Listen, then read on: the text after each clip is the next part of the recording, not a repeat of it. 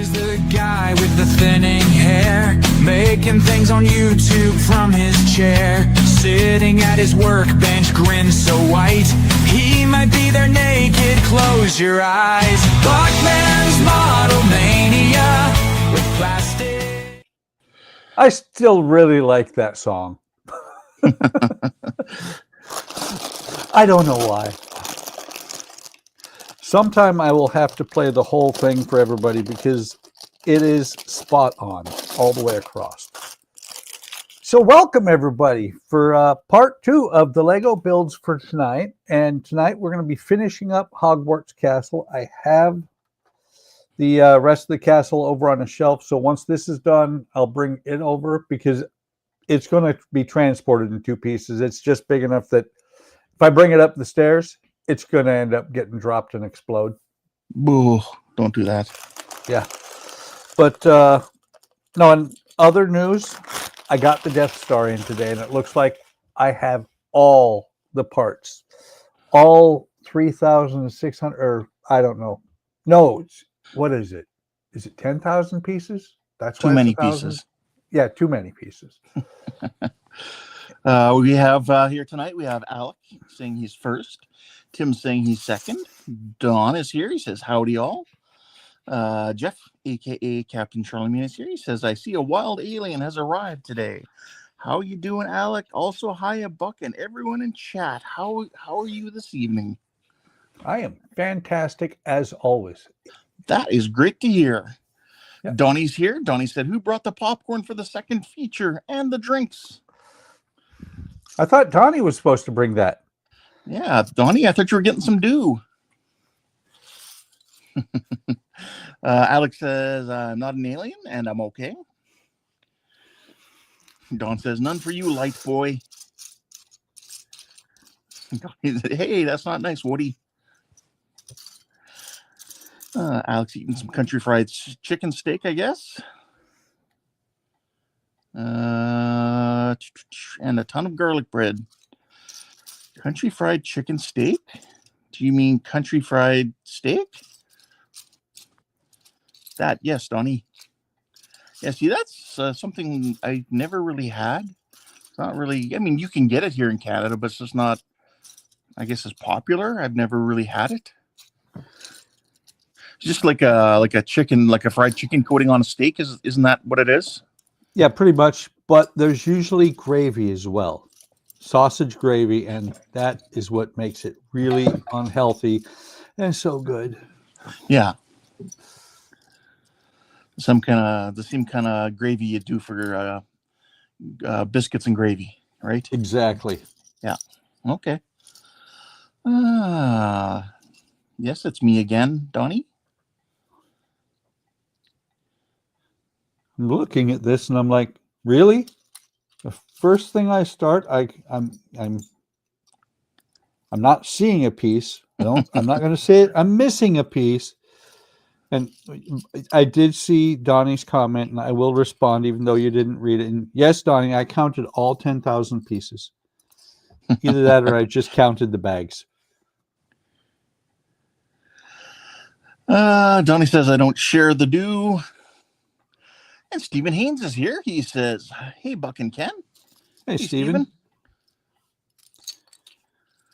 Yeah, it looks like I'm missing a 1x2 brown block. That's just wrong because it's a visible block. Like that same kind of brown that you've got there? Yes, this can. Is it right over close to the castle on your left-hand side? No? You're not talking this one, are you? Yeah, I was. Just the way the light was shining off, I couldn't tell. Well, it is a 1x2, but it's a smoothie.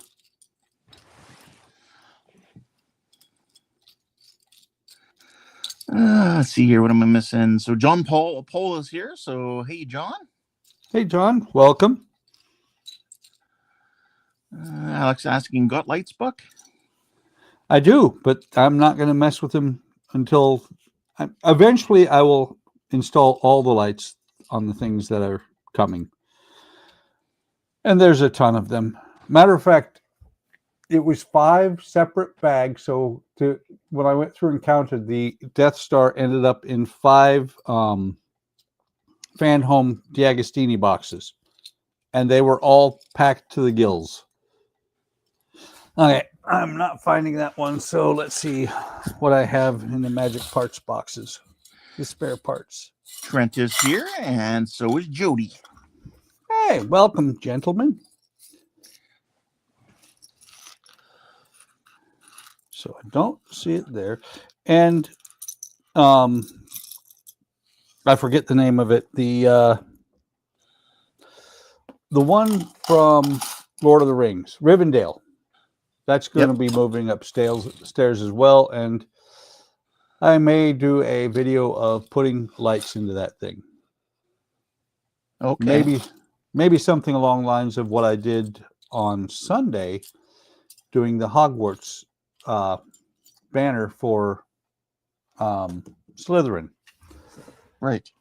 Do a video and just record the video and run it fast forward. Because when you're doing the lights in these things, sometimes there could be lots of cursing. I think it's almost mandatory.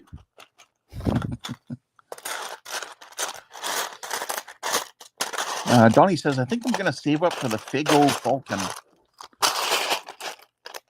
Which one? There are so many.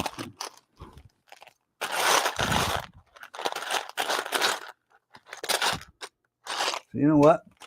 I am going to cheat. Don't do it. I'm going to look in this other box. I'm trying not to make a ton of noise while looking for this piece. Ooh, there's half a piece. That's a good way to cheat too. I was going to find a really off-color one. Oh! Look at that! Spare parts. There you go. You got one. It'll go nicely with that other one over there. Yeah, this one right here. Yeah. Or this one over here there. somewhere. Okay. So we've officially started for tonight. Yeah. Any of the Falcons, I will be honest, are really cool, especially the really big ones. And I'm just gonna reflect, not reflexively. Trying to think what the proper word would be. But anyway, I'm just gonna say, hey, Howard, because I'm assuming Howard's listening at least. Because I think he went to go pick up his friend or neighbor. Friend and neighbor? I think it is friend and neighbor. And, well, there's your problem. Oh, there you go. Another bag. Yes, another bag 34. And there's the piece I was looking for, right there. Yeah, there it is. Jody says, Jeff, I'm working on my shipyard, trying to get organized. Oh, yeah, the over 8,000 piece one. I have, sorry, just looked up and saw Donnie's comment. I have the one that they released before that was, I think it's 7,000 pieces. And it's also, I have it as a Fago as well. Uh-huh. Alec is dropping a dime on you. That's okay. He says, Canada like to report a crime. Buck is cheating. Not That's really okay. Crime. Well, you know, that's okay. He shows up at Wonderfest. I'll have my car with me.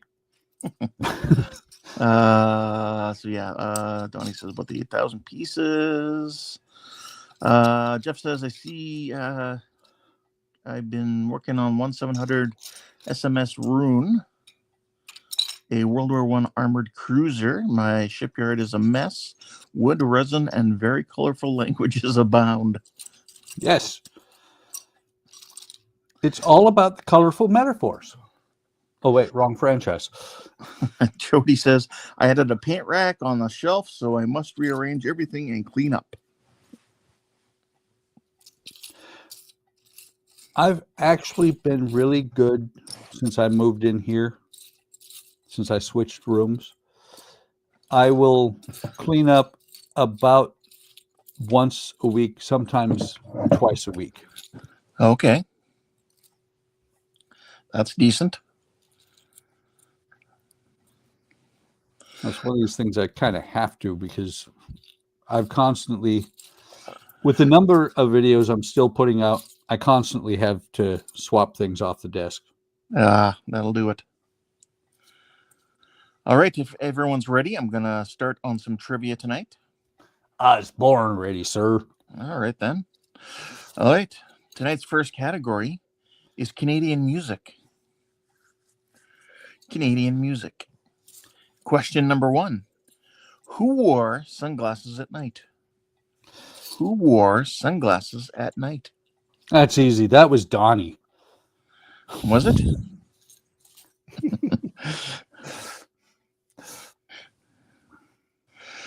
Jeff said, was it your wife who wanted the cleanup? No, I just do it because. Jody says, Corey Hart.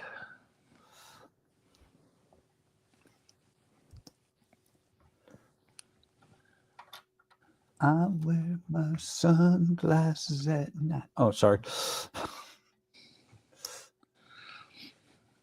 Like, I tried to pick Canadian music and stuff like you know, Americans and other people in other countries would know. Yeah. Not just something that's like, you know, this polka musician, you know, this Weird Al Yankovic. yeah, no. Yeah, but he's not Canadian. Mm-hmm. There is that. He might want to be. Don says Corey Hart. Alex says no fair. Most of us are not from Canada. LOL. Yeah, but most of us listen to music.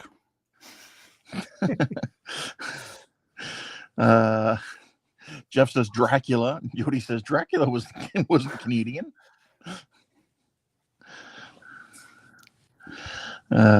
Steven Ann says Daredevil. I just realized something. I got excited and I didn't grab all the clears. Oh, Buck, don't get so excited over Corey Hart. I'm so excited. And you just can't hide it. I'm so excited. Speaking of which, does anybody know what cable TV channel that used to be the theme song for?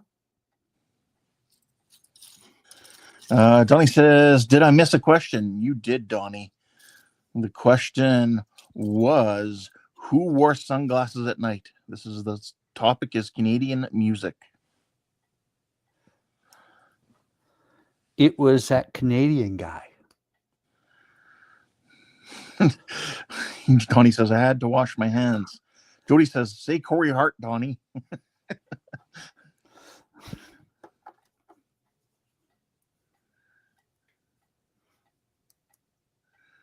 Yes, so the answer was Corey Hart.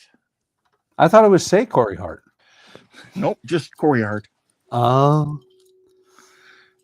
Donnie says, Corey Hart, Donnie.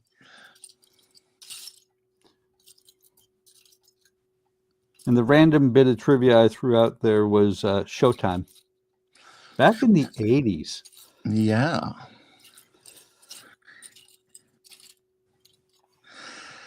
Jeff says, I do not know any Canadian singers, so I'm not going to be doing good on these questions. Well, we'll see. We'll see. That's okay. It's not whether you win or lose. It's whether you play the game. Question number 2. This group has been well known in Canada for quite some time, but only managed more commercial success in Canada and the United States with their re-release of their song Brian Wilson. What is the name of the group? This group has been well known in Canada for quite some time, but only managed more commercial success in Canada and the United States with the release of their song Brian Wilson. What is the name of this group?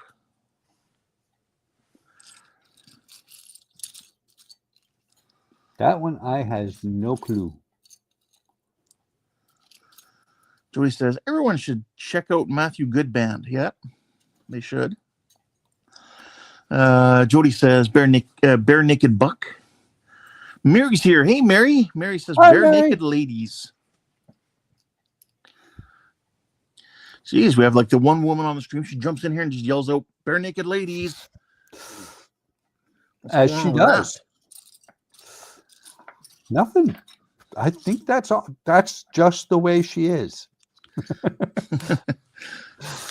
Hope you're having a good day, Mary, or a good evening.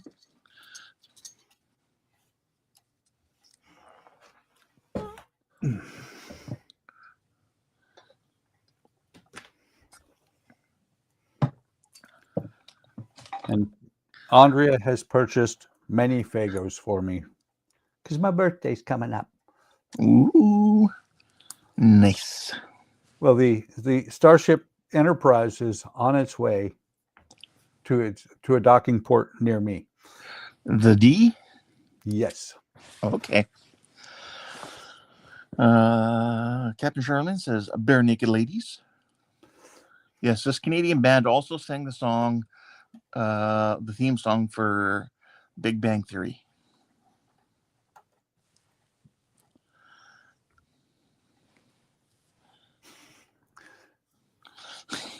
So after Mary said bare naked ladies, Dawn said, we like those.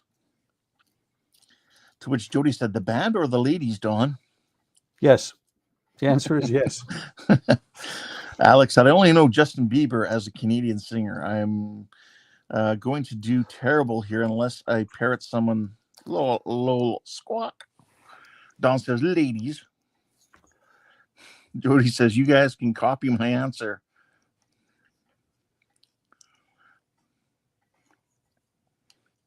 So yes, the answer is bare naked ladies.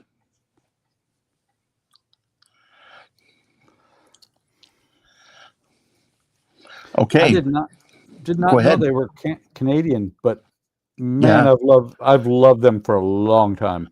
Oh yeah. As a teenager, I remember listening to them. Wait, I'm going to say the same thing I said about Howard earlier. You were a teenager? I was at one time. I know, hard to believe. Sometimes Me I too. wish I could go back there knowing what I know now. Oh no. No, I'm good now. I hated being a teenager. I was okay with. Okay, question number 3. Who has a heart of gold? That's a quote. Likes to keep on rocking in the free world, but doesn't like Southern man. So who has a heart of gold, likes to keep on rocking in the free world, but doesn't like the Southern man? Now you got to tell me you've heard the song "Keep on Rocking in the Free World." I don't know if I have or not. Ooh. And of course, you said Heart of Gold, and I heard Heart of Glass and went to Blondie. Jeff says the soda or a model buck. I forget what I said. I'm old. You have to ask me immediately. Otherwise, I don't know what I said. Donnie says, of course, Alec knows Justin Bieber. Jody says Neil Old. Don says Neil Young. Donnie says Neil Young. I knew what you meant, Donnie. Actually, he put Niall Young first, but corrected that to Neil Young. I didn't know what you meant. And knowing, not saying I wouldn't bug you about it, but I know what you meant. Wait, did I miss? Is it Pick on Donnie night? Well, that seems to be the theme that's coming up here. Oh, I didn't realize that. I think it's because he's not sharing his due. There's that. He's doing the due, but he's not sharing. What the hell? Is it bad now that I want a Mountain Dew? No. I don't think so. Is it bad, Donnie? Jeff said he was talking about Fago. Hang on. Soda.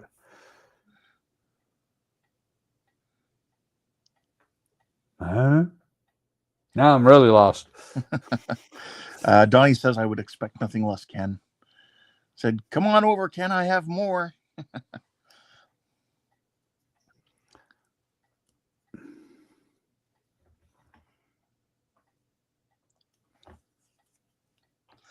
Actually, it wasn't Mountain Dew, but it was Dr. Pepper. I had a cousin who won a year's supply of Dr. Pepper one time in a contest. Oh, nice. Which was 365 cans.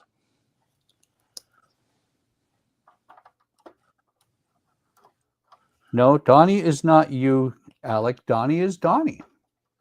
That's right. He says, and I have Mountain Dew additive. Ah. So while we all are fed up with adulting, we don't mind adult beverages. I have not had an adult beverage in years. I haven't had, well, I have one tonight. Never mind. Just because I'm on medication, so. Yeah, I am on some of the same types of medication, but it's one of these things of, and you do you, Ken. I am absolutely not saying you shouldn't, but I am not going to change my lifestyle because of my medication. I'm just stupid that way. I've never been a big drinker to begin with. Not saying I never drank. I mean, but no, I'm just not a big drinker. Well, considering at one time I was at 287 pounds, I used to be a big drinker. Yeah. But boom. Jeff says, well, we can't pick on Ian and can only call the alien so many times, so I got to pick on Donnie, I guess. Yep. Jody says, dew thinner. Jody says, dew thinner. Donnie says, yes, Jody. Don calls it enhancement. Yes, dew thinner. It helps the dew clean your paintbrush. Let's see here. Jeff says, year supply of Dr. Pepper. Give me a year supply of Coke. Probably only lasts me a month. That's bad. Jody says, how come nobody ever picks on me? Because we like us laugh. We like you. We like you too much. Then we know you have a fragile ego. Oh, I wasn't supposed to say that. No, the truth is we all know that Mary will beat us to death.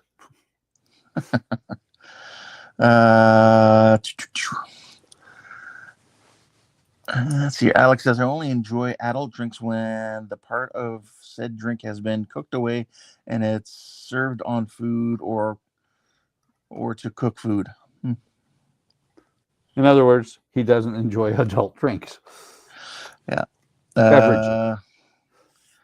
Is it here? Here we go. Donnie says, I've never been a big drinker either. I'm short.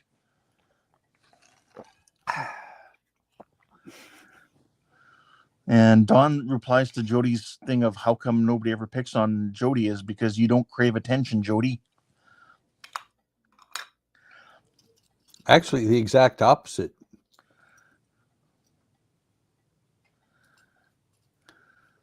I remember when Jody first joined, he still doesn't want to be in the limelight, and we shove him there anyway.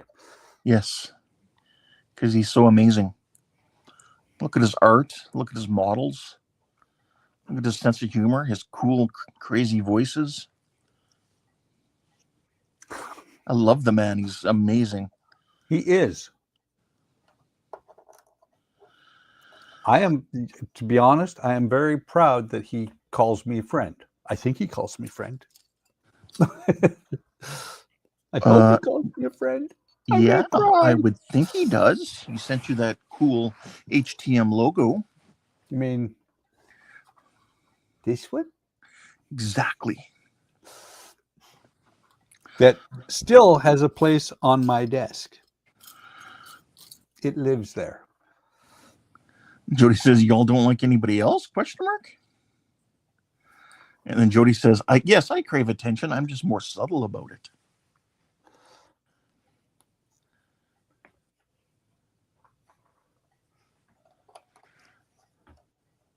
It's that subtlety that really gets people.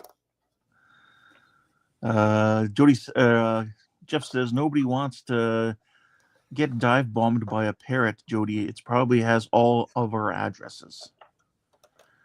And Donnie says, shh, don't tell them, Jody. Jeff's asking how young Alec is. Mary says he's a man of many talents.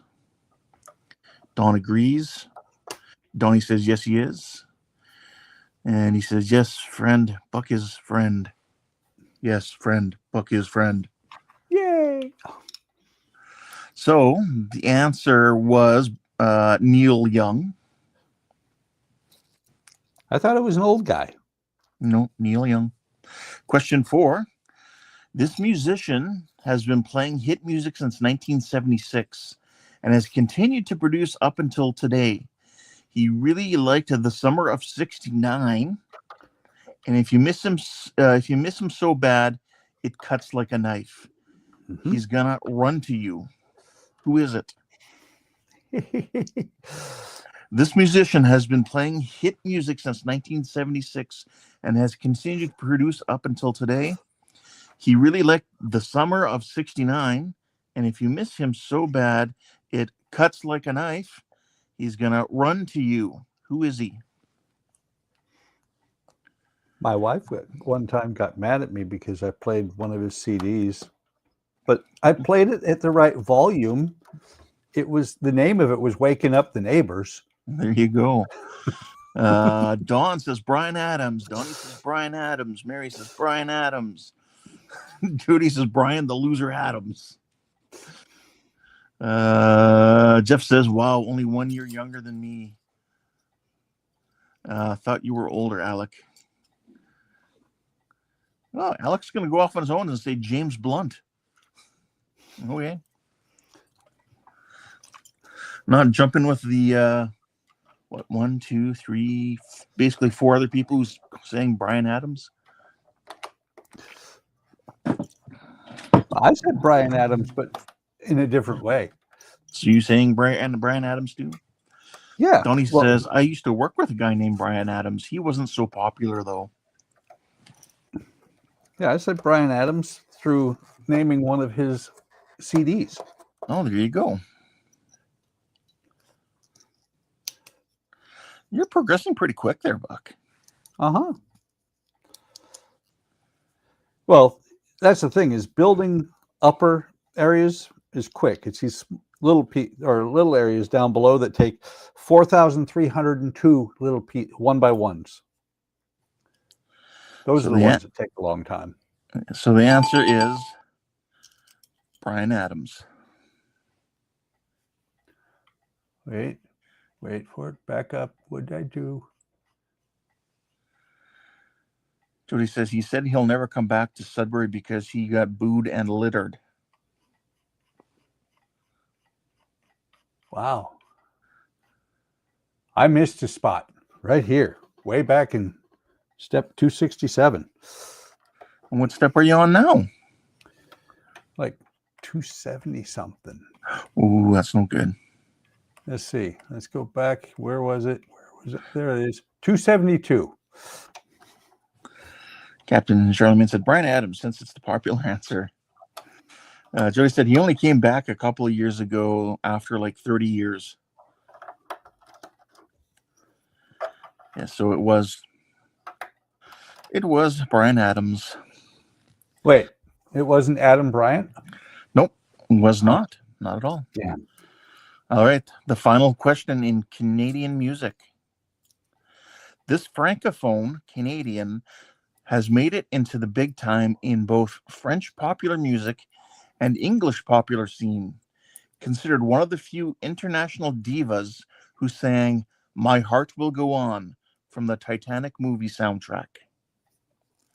This francophone Canadian has made it into the big time in both French popular music and the English popular scene, considered one of the few international divas who sang My Heart Will Go On from the Titanic movie soundtrack. And if you watch her biography she's had a very rough life as of late. Mm-hmm. Mary says Celine Dion. Alex says Rose, aka Celine Dion. Don says Celine, yes, what? Donnie says Celine Dion. Jody says Celine Dino. Exactly. Okay, I have to turn it around because these parts were supposed to. It was supposed to be turned around for those parts, but I decided not to. But now I have to see this side. Yes, so the answer is Celine Dion.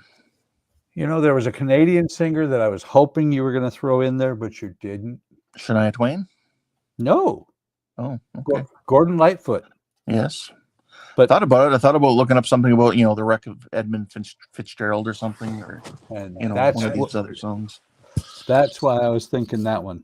Or yeah. Brandy. Brandy would have, or no, Brandy's not Gordon Lightfoot. Never mind. All right. Next up. The next, now we're half an hour in, so the next category is just general knowledge questions. Some general knowledge questions. Question number 1. How many keys does a classic piano have? How many keys does a classic piano have?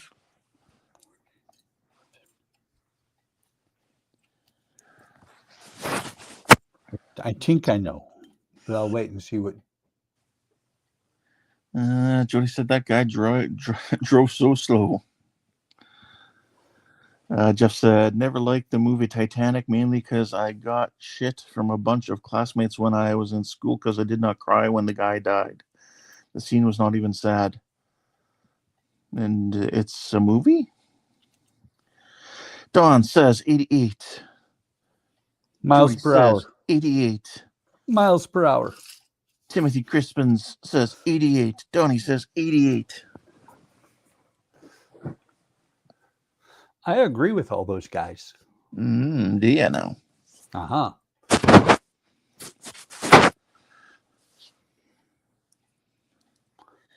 Captain Charlemagne's, a.k.a. Jeff, says 88. Jody says same as the Time Machine speed threshold. That's what I was thinking.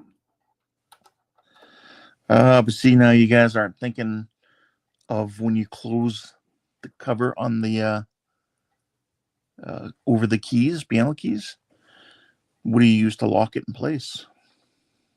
A key. So then how many keys does a piano have? 1. The answer is 88.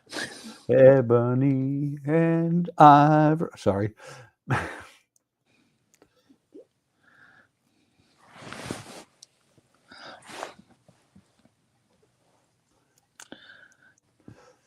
I keep pulling back towards me.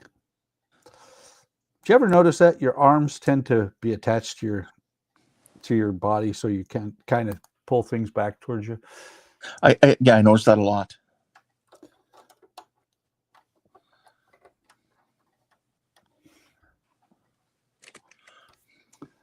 I get it, Jody. I get it. Yeah. Jody says 90 if Alicia is playing it.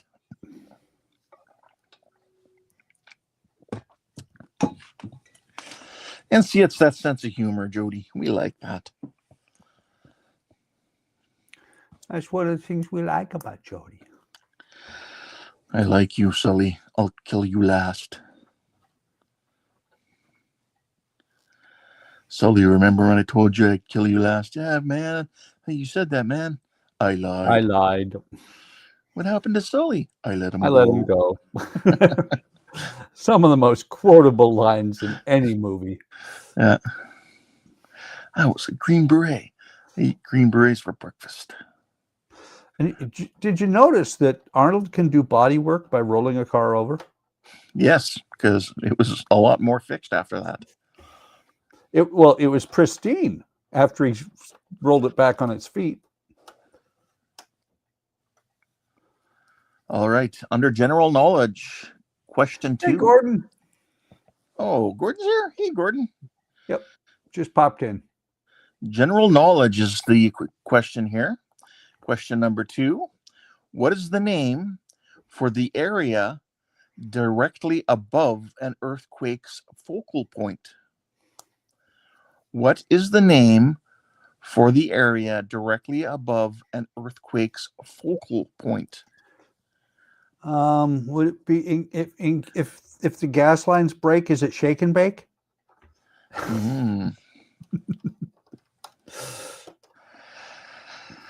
So a lot of hellos and whatnot to Gordon and from Gordon.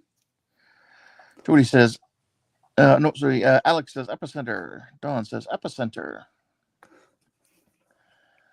Donnie says epicenter. I like mine. Mine was funny. Jody says the epic center. It is. It is epic there. Gordon says epicenter.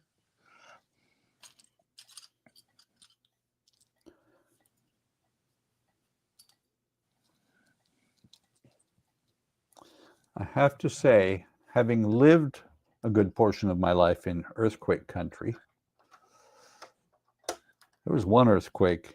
It was just the oddest thing. It was in pre-algebra in Juneau.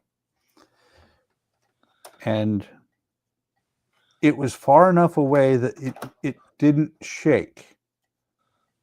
The ground moved like it was a wave instead, kind of like this. Yeah. And it was the weirdest thing because I'm sitting there in pre-algebra class in 9th grade, and I feel my desk start moving back and forth, and I'm like, the guy behind me is kicking my chair or something like that. I look back, nobody's behind me, and it kept on, and then there was this weird whoop, whoop, whoop, whoop sounding up, and I realized we just had an earthquake, and it was the oddest earthquake I'd ever been in. Jeff says epicenter. Yeah, I've never actually been, lived in a earthquake, prone area before. I've never really experienced an earthquake. The first time Andrea did when we lived in California, it freaked her out a little bit, but I was like, it's okay. It's just, that wasn't bad. And now we live away from California, and there are faults in the local vicinity that if they ever let loose, it would be really ugly, and like Yellowstone might blow up. We all have faults. Yes, we do. So anyway, the answer is epicenter. Epic center. Epicenter is the answer, yes. Jody says, we're right by a fault line. That's right.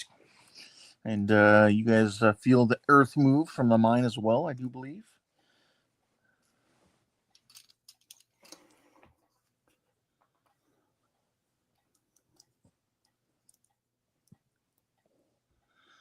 All right. The next question, question 3. What nationality was artist Vincent van Gogh? What nationality was artist Vincent van Gogh?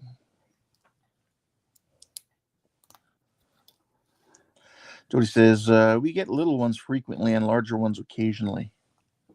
And if I remember right, he lives on the 9th floor, which means anytime little ones are even fun when you're up on the 9th floor. Don says Dutch. Gordon says Dutch.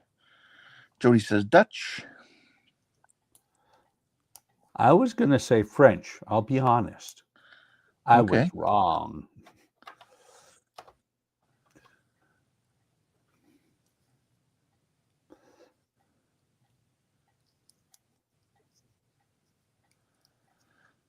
Jeff says, what about Dutch chocolate? Chocolate. Most chocolate is good. Yes. Alex says Gothic Dutch.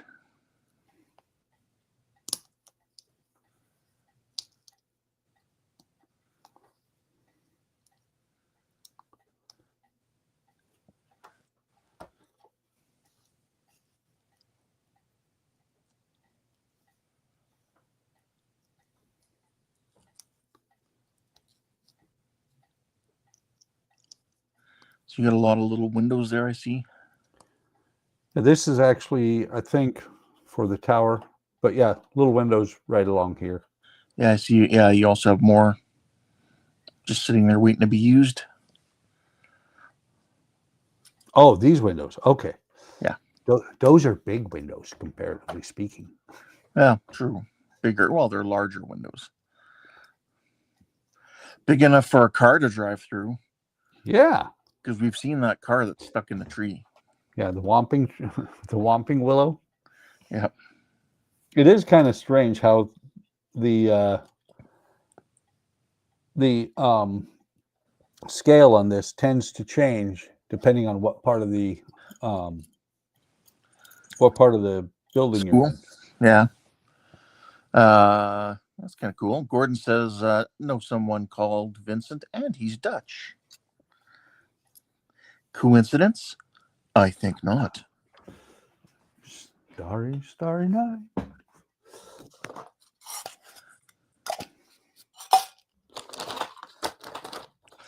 So yes, the answer is Dutch.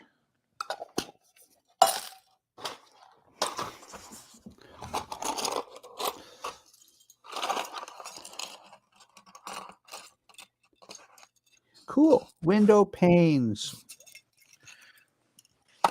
Does it pain you? No, it does not hurt yet. Give me time. It might. I think this was in here. Yeah, it's just this one. Jeff says, gonna have to take off. Gotta go pick up my brother. His truck battery died. Catch you all later. All right, Jeff. All We right, will Jeff, see you drive later. safe. Hopefully we'll see you again soon. Like possibly in this stream yet. Yes, because we are going for a while tonight.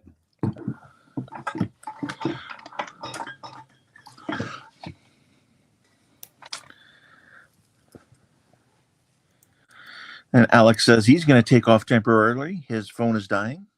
Oh, don't lie. You murdered it. Don says, later, Jeff.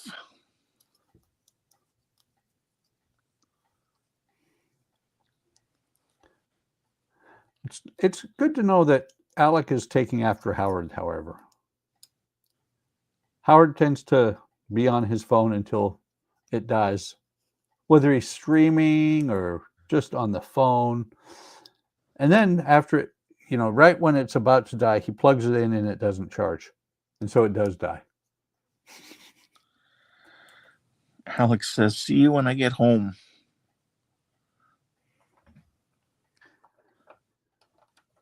Not if we see you first.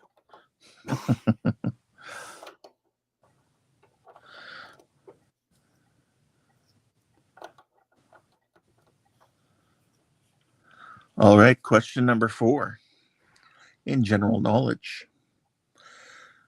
The world's first cloned sheep was named after which famous singer?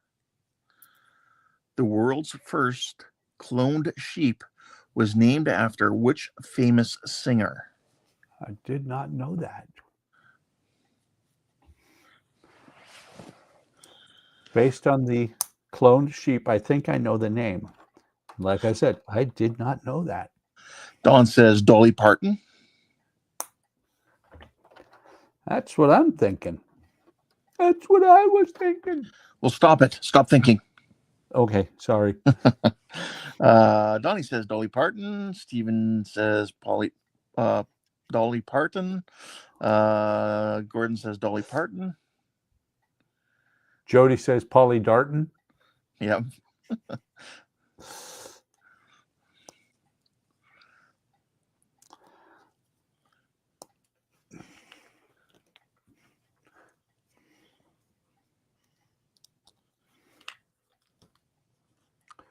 By the way, Amazon is evil. How come? Because they released the second season of Fallout, and guess what I missed Donnie's stream doing last night. Oh, watching. No, not watching, playing. Oh. I blame Amazon. I gotta check if the new what day is the new episodes coming out on? No idea. I waited until it was mostly out before I started watching it so that I could watch like 6 episodes in 3 days. Yeah. Well, let me see here. They did say, I did see something that said that it's coming out early. I want to say it's Wednesdays it comes out, but I'm not too sure. And I've also seen, I think they said that they've already re-upped it for season 3.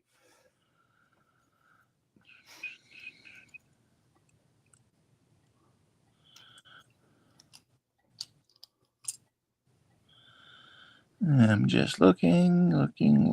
Fallout. Oh, by the way, I saw the movie Mercy. Trying to think, is that one that I've told you to watch, or No, it's Chris. What's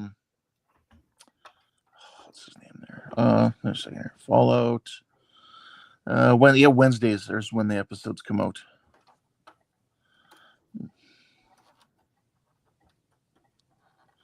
oh, and is Howard listening? Maybe he is. Maybe he is. Season 5 of For All Mankind is coming out, I think, in April, which means I'll have to go back and rewatch it one more time. Yeah, Mercy has Chris Pratt and Rebecca Ferguson, where he's that cop who's alleged to have killed his wife, and he's sitting in front of that AI judge. So, and the movie takes place in 90 minutes. Over Tokyo? No. It's he has 90 minutes to prove himself not guilty. And the movie,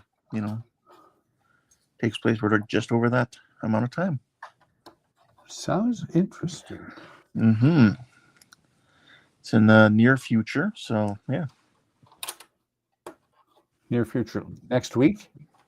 No, I think like 2032 or something.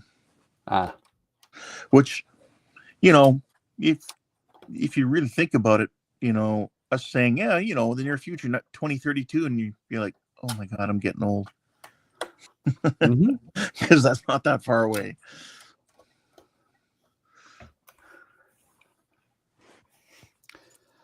Oh, yeah. Well, Donnie says, I see how it is, Buck. You like Fallout better than me. Don says, and he is your friend? Well, things happen, Donnie. Donnie said, I've watched 6 episodes so far, I think. I'll just be your friend, Don, and share my lights with you. Interesting. So, yes, the answer is Dolly Parton. There it is. So,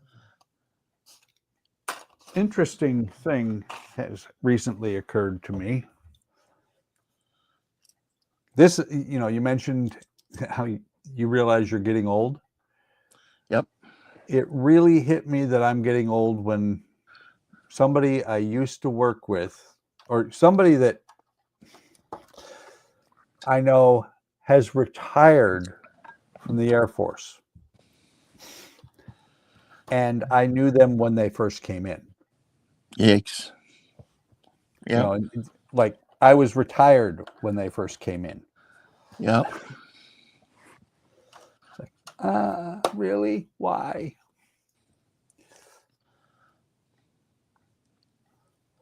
But on the other hand, I'm very happy with where I'm at. My life position is great. All right. Final question in general knowledge. Which sign of the zodiac is represented by a crab? Which sign of the zodiac is represented by a crab? My mom was that sign. Don says you can have all the lights, other Don. No, he can't. I want some too. Donnie says cancer. Oh, I'm sorry to hear that, Don. Sorry to laugh, Donnie. I'm really sorry, man. Couldn't help it. Tim says canner. He means cancer. Don says cancer. Gordon says cancer. Wait, it wasn't Sagittarius?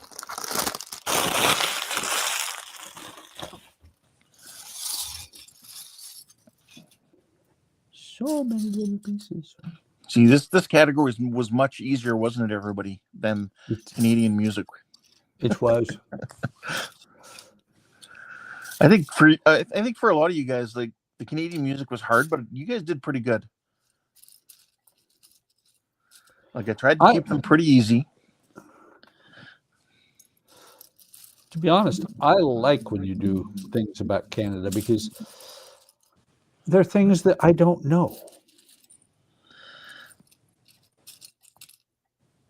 Like from last week, you now know that Canada has 2 official sports, a winter one and a summer one.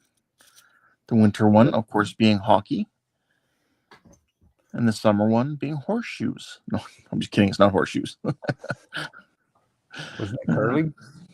No, curling's a winter sport. It's field hockey. Yeah, of course.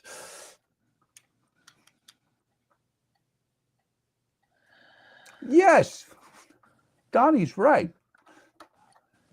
Just soak up some radiation playing from the TV.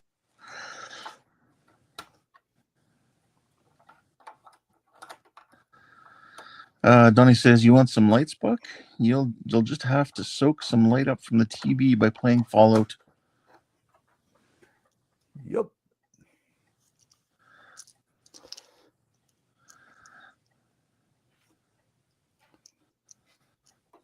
I always have to look.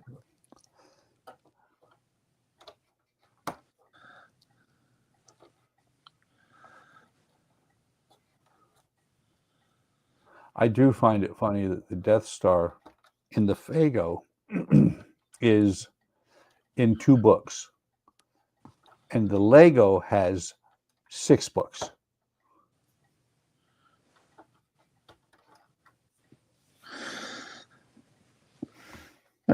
No, you did okay there, Jody. Buck was just saying how he likes a little bit of Canadian trivia because he learns a bit. And I said like how Canada has 2 official winter sports. And I couldn't remember what the other one was. I'm a bad Canadian. Oh, wait, I'm not Canadian. It's okay. 2 official sports, 1 winter, 1 summer. Winter one is obviously hockey. Summer one is usually known as to people in other areas as field hockey. For us, it's lacrosse. Okay, so the answer is cancer.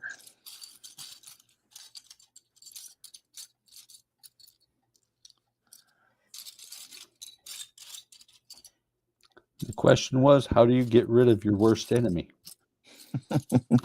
Yeah, that last question, Jody, was which sign of the zodiac is represented by a crab? And the answer is Cancer.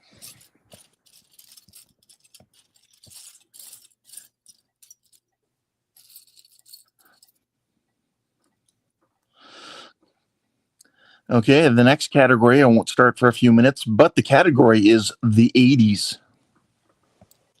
I remember those days. You were there. I was. Right on. It was a lot of fun. Jody said, I missed the question, but cancer is never the answer. Well, in this case, unfortunately, it was.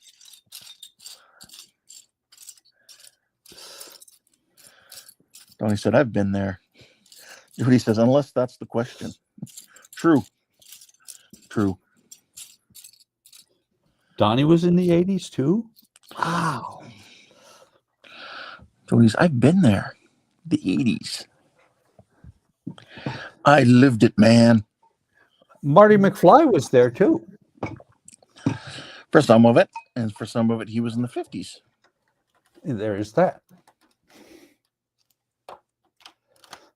And some of it, he was in the 2000s or 20 teens. Yes. You're fired. Comes out of every fax machine in the house. Yeah.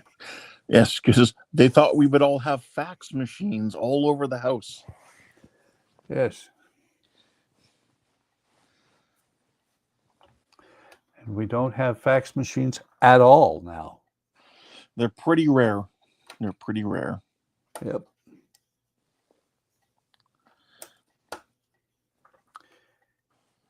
Oh, on the lighter side, I all but finished, didn't submit yet, but all but finished my taxes today. Nice. And we are actually, because a lot of things that have gone on this year, we owe less than we expected, which is really cool. Well, that's always nice.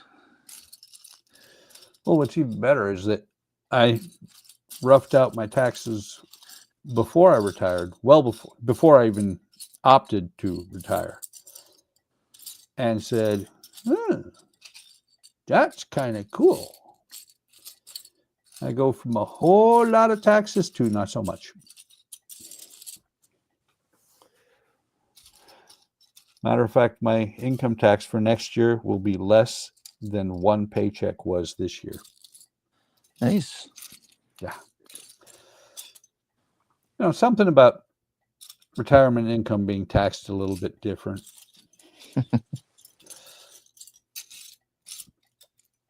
Illinois doesn't tax retirement income at all. Yep. And for me, I know it's probably the same for you. All your like veterans money, like for veteran injuries and stuff like that, is non-taxed. Yes, the disability is not taxable. Yeah. The retirement is. Yeah. All my Veterans Affairs money I get is tax-free. Yep. So. That is two things. One, it's really nice, and two, it's only right. Yeah. I wouldn't have these injuries if it wasn't for that job.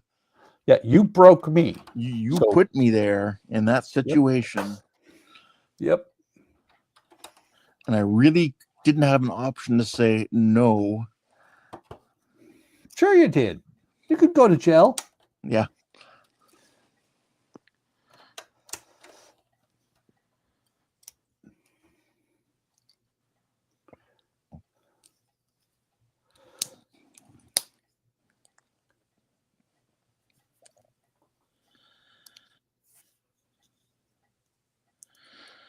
Jody says carcinization is the term for animals evolving into crab shapes, even though they may not have been crabs or even crustaceans.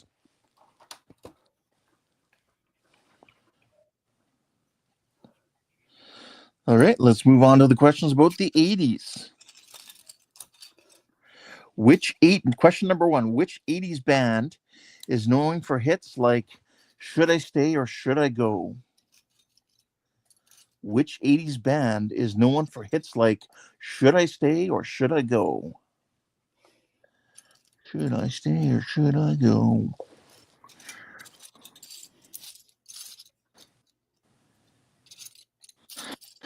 Jody says, many animals take on that shape because it's efficient and effective.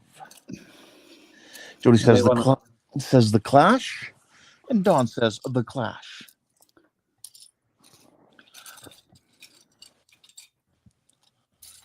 And what were you going to say? They want to walk sideways. Mm-hmm. That's what crabs do.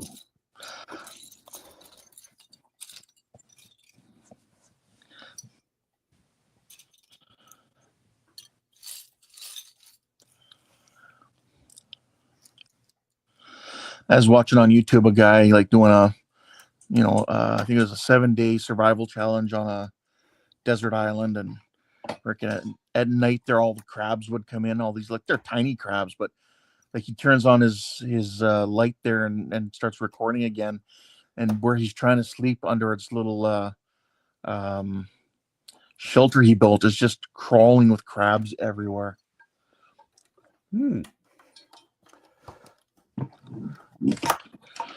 That wouldn't be terrible.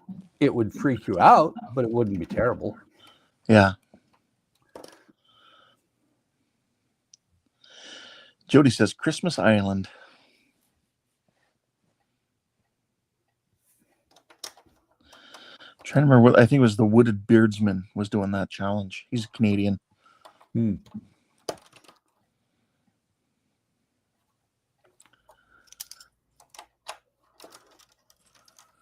Do you have a guess on the band? Clash sounds good. Okay, the Clash.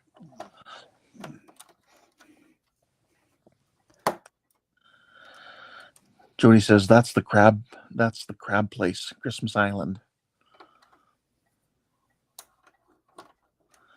Yeah, I would definitely. And of course, he's like right just barely in the tree line off of the shore, and of course that's where the crabs make their way in. That would make me want to like move my shelter. I mean, like, kept changing where my shelter is. Well, I don't know if you've seen it, but a show that I've watched they got like 11 seasons of it. If I remember right, it's called Alone. It's really pretty cool because they take them out. What was it? I think it was St. Lawrence Island was where they did it. The first 2 or 3 seasons, they take them out and drop them off they have like 10 items, survival items they can bring with them. Yeah. And they just survive. They get a cell phone, or not a cell phone, a satellite phone, so that they can call in and say, "I'm done. Come get me," because they're out in the middle of nowhere. Somehow they're charging the batteries. I think they get new batteries every time they come in, like every 4 or 5 days, to do basically do wellness checks on them. Make sure they're not dead. Yeah, and they are literally out there all alone. I think I've seen ads for it, but I've never watched it. I've watched it some. I watched a couple of seasons, and it's like, ooh, that's rough.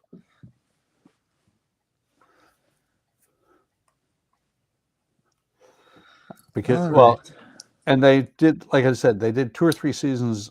I think it was on St. Lawrence Island, and then they went into the heart of Canada. They've gone into Africa. They just dump them out there in the middle of nowhere and say, "Here you go." They build a shelter, all that good stuff. Okay, so the answer was the Clash. All right, and the topic, the 80s. Question number 2 is, what AI-driven computer plays a central role in war games? Asking, shall we play a game? Oh, that's funny. I know. What AI-driven computer plays a central role in war games? Asking, shall we play a game? Yep, that's kind of funny. Jody says, Johnny 5. Yes, he lives in the same neighborhood.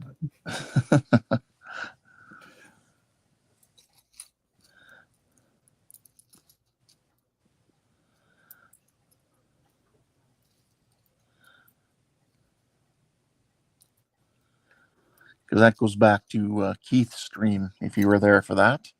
Yep. That's why I said it was funny. Yeah. That's why I put that one in there, because I knew this question was there. Yep. So as soon as you read this question, I figured that was why you put it in there. Yeah. So we only have one answer so far, Johnny 5.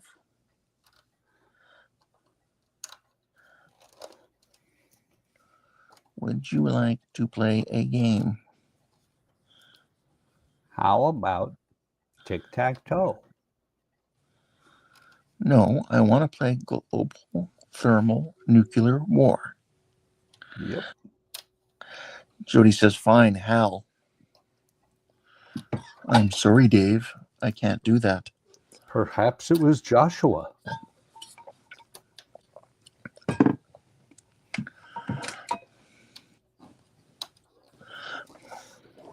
Where's Donnie with his answers? You know, you might find this computer at Burger King. You might, but I That's doubt it. That's a hell of a hint. That is a hell of a hint.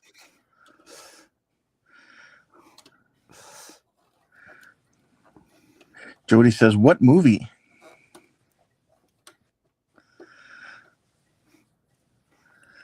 Jody, the question again is, what AI-driven computer plays the central role in War Games, which is the name of the movie?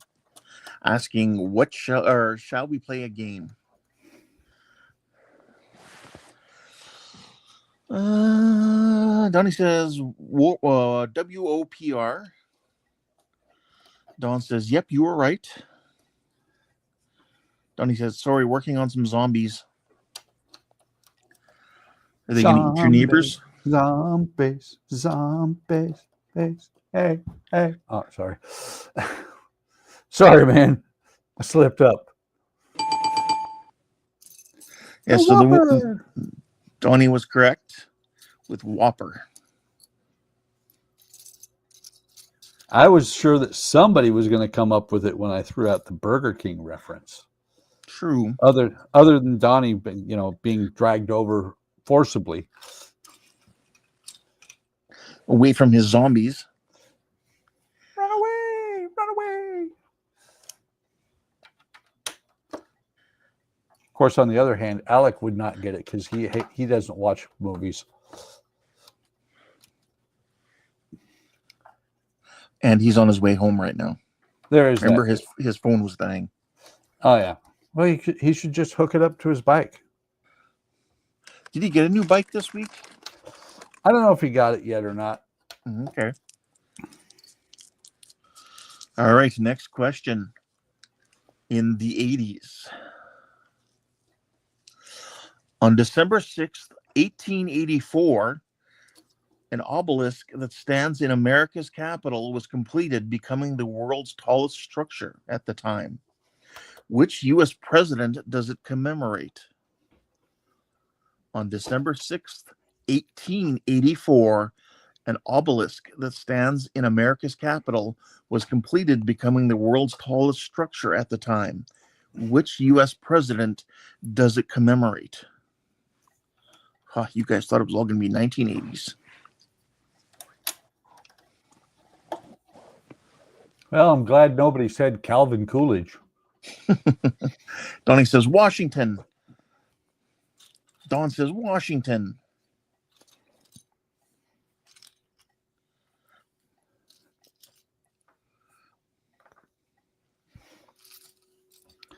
So you're trying to say it's the Washington Monument?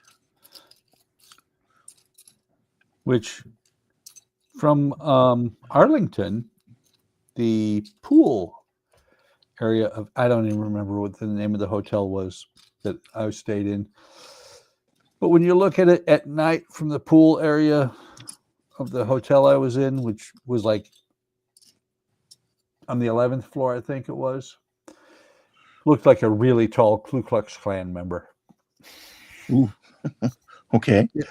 Well, it's because the anti-collision lights on top, up on it, it's got one really big glowing eye. Or actually, no, there's two of them in there.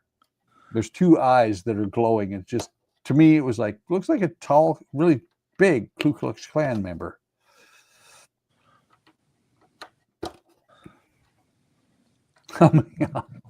Yeah. I mean, how many obelisks are in Washington? All of them. I'm going to guess all one. Of them. Not all of them. I've never been there, so the answer is going to be one. Ken, the answer is all of them. Oh, okay.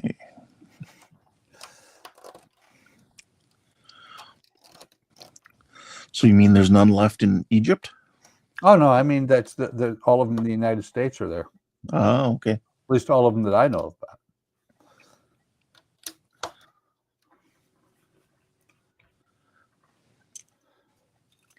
Yes, so the answer is Washington.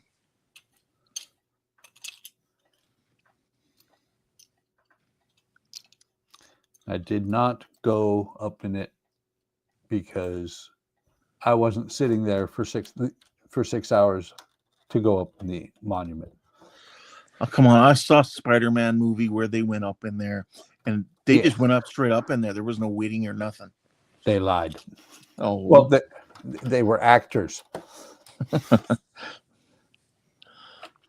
how when dare Hollywood mislead us? Well, when I was there in the 80s, the line went around the monument and back around, and it circled the monument like 8 times. You were there in the 1880s? I was. Wow, you were there when it was being built or when it was completed? Or I put the capstone on. Ooh.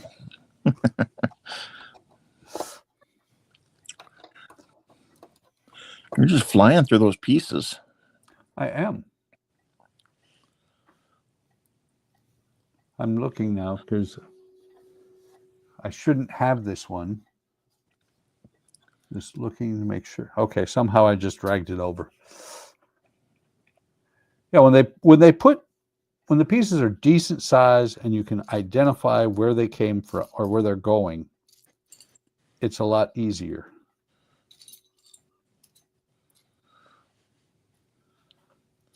All right, the next question. On March 31st, 1889, the Eiffel Tower was completed in Paris, France. It was built in preparation for which event? On March 31st, 1889, the Eiffel Tower was completed in Paris, France. It was built in preparation for which event? The World Series. The World Series. Maybe not.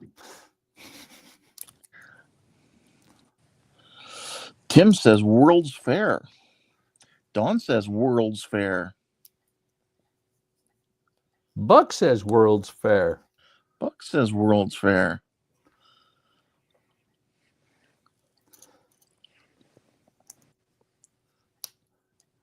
My dad worked at a World's Fair one time.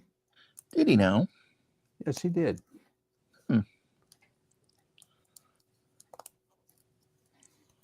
It also has a unique. Donnie said Nice. the 100th anniversary of the French Revolution. Jody says, I'm not sure that is it, or that it is. My dad worked at Expo 1960. Okay.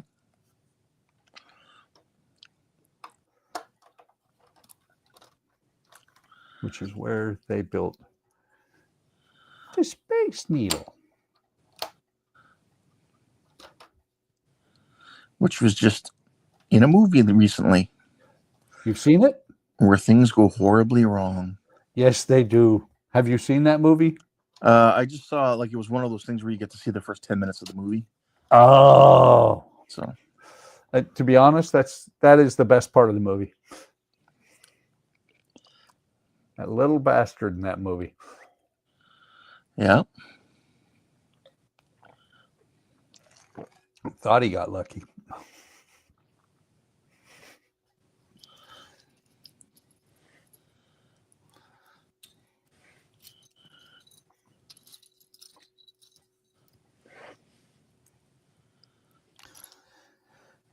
And to be honest, most of those movies I kind of got bored with, but that one was fun.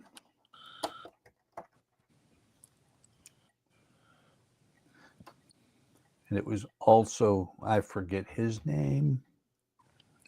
Is it supposed to be the last one of the series now or no? Yes, I believe it is. Okay. But it was also, I forget the actor's name, but it was also his last movie. He was actually dying of cancer when he made it. Oh, okay.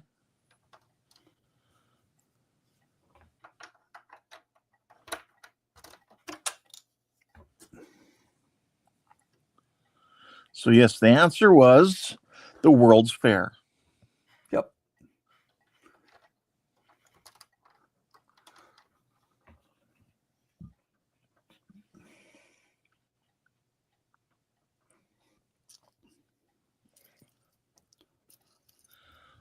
How you making out? Like how much? How many more bags do you got to go after this?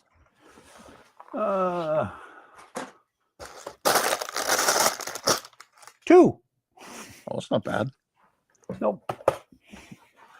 What are we at? 9:15. Yeah, we are actually pretty much on track. Perfect. All right. Last question in the 80s. So we went the 1980s, we went the 1880s. So in this question, we're going with the 1780s. In 1783, the American Spelling Book was published that helped standardize United States spelling. Who wrote this important book? In 1783, the American Spelling Book was published that helped standardize United States spelling. Who wrote this important book? Bob I have Jones. first and last name, but I will accept just the last name. That should help you. If it's just the last name, I'm willing to accept. Tim says Webster. I agree with Tim.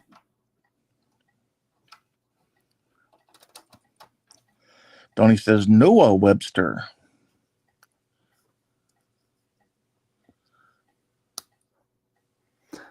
I'm not 100% in agreement with Donnie.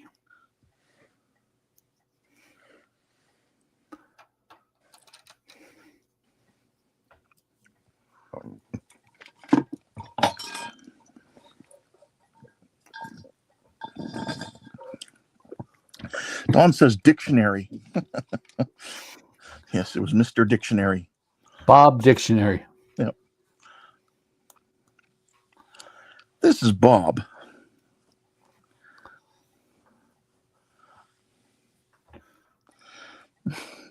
Jody says, that little guy from TV? Yes. The little guy from TV.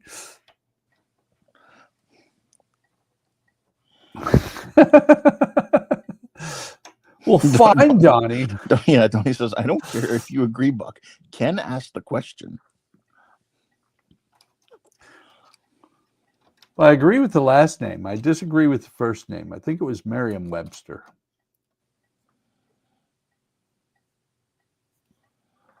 I could be wrong.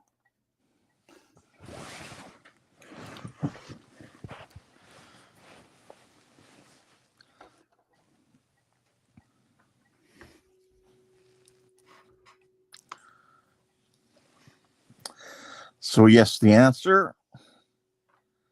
Yeah. Donnie says, no, Merriam was another guy. Yeah. So the answer is Noah Webster. Well, there you go. Yeah. So I would accept Webster, Webster's Dictionary. So the dictionary guy. Yeah, the dictionary guy.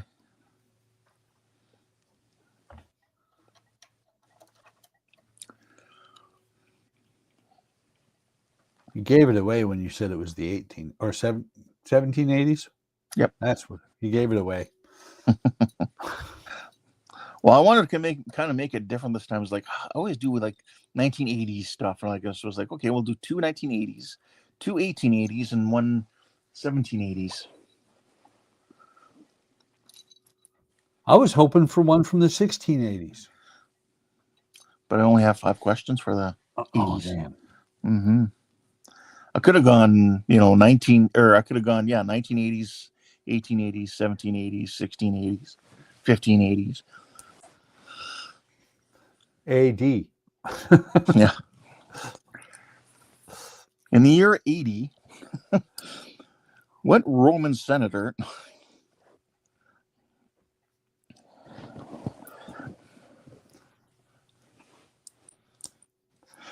Oh, Alec is home now to enjoy his dinner, and I made it home before my phone died. Well, I hope you got your phone plugged in. We're going to hear what crazy things you got to guess first, these trivia questions we have tonight. Cheeseburger in paradise. Although I'm like 10 minutes ahead of schedule on trivia. Uh-oh. Yeah, I'm going too fast. That's okay. We'll be okay. Oh, and now he's calling me Jen. Oh, okay. Oh, there he goes. He corrected it. Ken. Len? Men.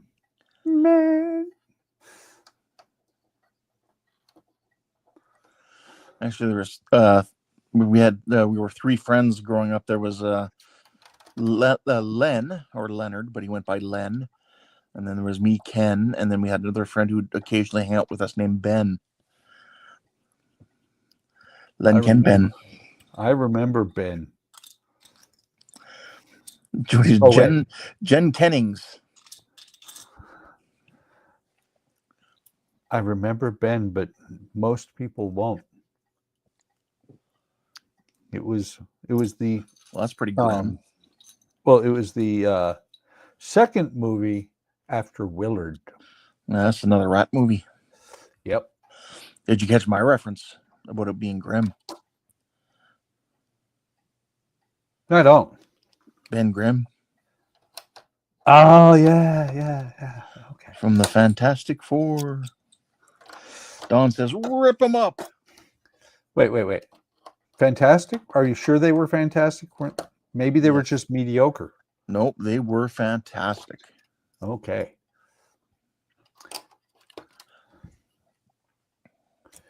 And Mr. Fantastic. How conceited do you have to be to call yourself Mr. Fantastic?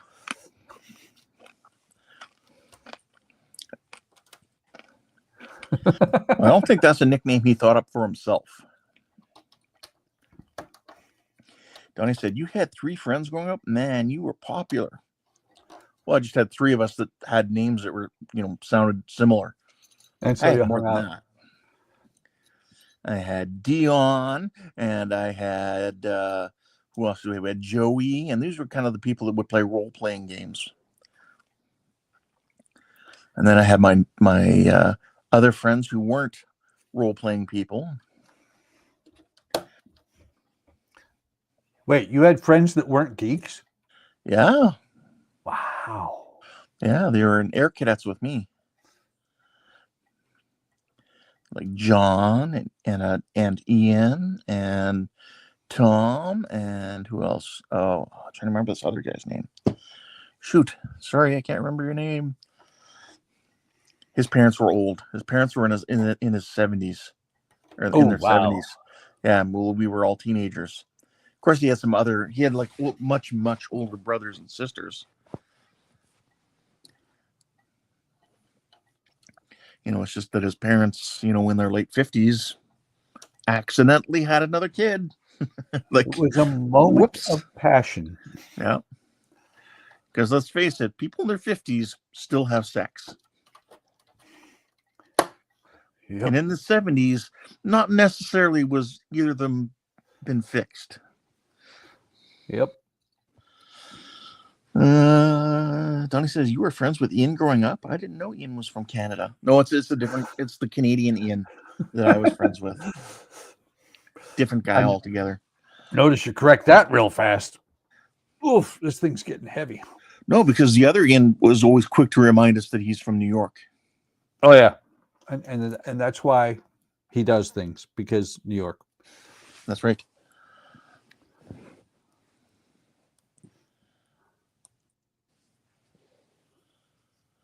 All right. So where were we on questions? Going on to the next category. The next category. Did you see Donnie's question? Oh, I missed it. Let's see. Coming back over. Does he know everything too? No, he doesn't. He was a regular guy. He was the kind of guys where we would go down to 7-Eleven and get our super big gulps and our nachos and just hang out and You know, You mean like a human type person guy? yeah, Wow. yeah. I like people like that. Alex says I should be getting my new bike assembled tomorrow, guys. It was delivered and picked up by the guy who fixes my flats, and he said it should take 2 days to assemble and add sealant to the tires. That's good to hear. It is. Okay, next category is World War II. World War II. Question number 1. What was the name of the B-29 bomber that dropped the first atomic bomb? What was the name of the B-29 bomber that dropped the first atomic bomb?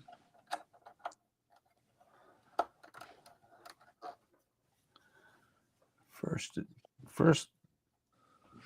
bomber that made a really big splash. Alex says Enola Gay. Quick out of the gate on that one, Alec. Donnie says Enola Gay.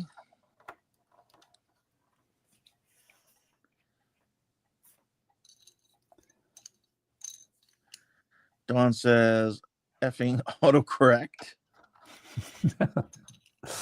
I thought it was auto corsage. Or maybe that's just a Canadian thing, because the only time that we've ever seen that is from Andrew.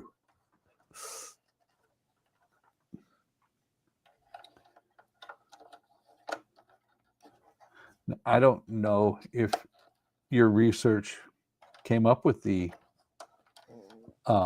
backup aircraft or not. I don't want to go into certain things. Okay.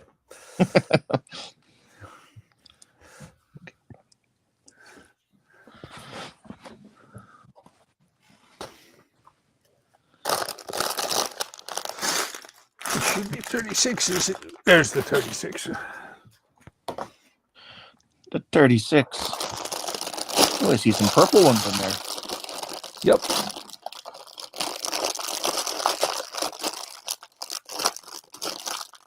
Alex said the second one was boxcar. Don says boxcar.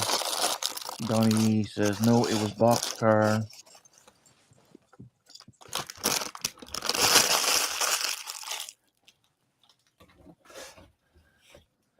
Who's got a scar? The monkey's his uncle? Sorry, Lion King. Couldn't help myself.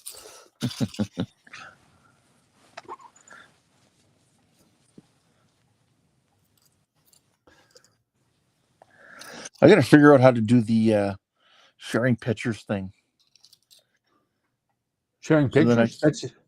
That's easy. Yeah. We'll have to talk about that at some time in the future, and then I can do picture questions as well. Yeah. Like, who is this famous admiral or something, That's Admiral T. Kirk. James T. Kirk. No, that's Admiral Byrd at the South Pole. Alex says Buck's my uncle's monkey. I'm not your Uncle Monkey. Get your own Uncle Monkey.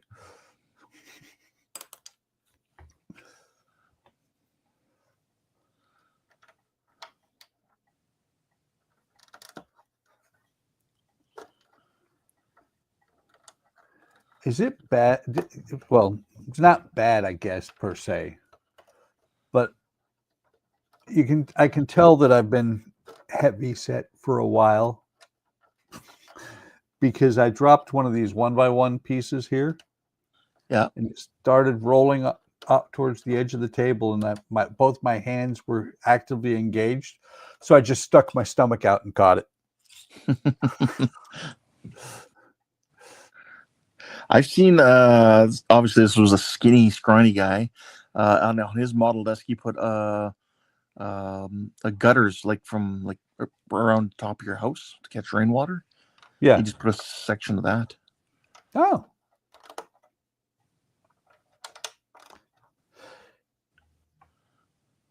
I think it was Wally from Starfleet Model Academy at one point had an apron that was attached to the bottom of his desk.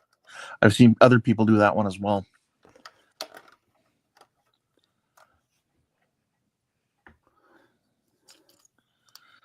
All right, so the answer was Enola Gay. There they go again, blaming them. Question number 2. Which battle involved the largest engagement of tanks in history? Which battle involved the largest engagement of tanks in history?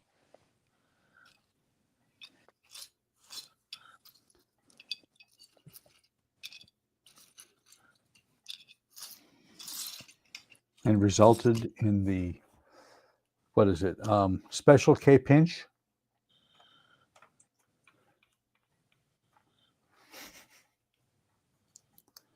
Alex said, I guess I was the one who got that one right since everyone switched their guesses. Nobody switched their guess. I don't think.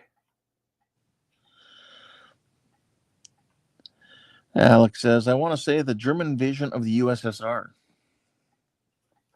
He is right. He was the only one that was put down in Enola Gay. Look at that. Well, Donnie did too.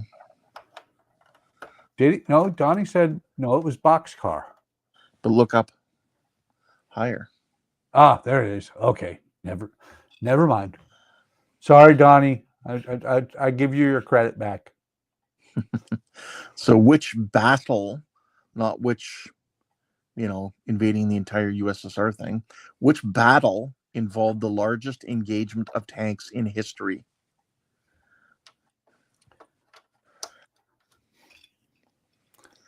Come on, guys. I gave a really good hint. Donnie said the Battle of Kursk.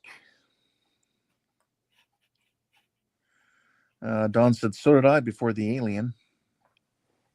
Ah, okay. I missed it.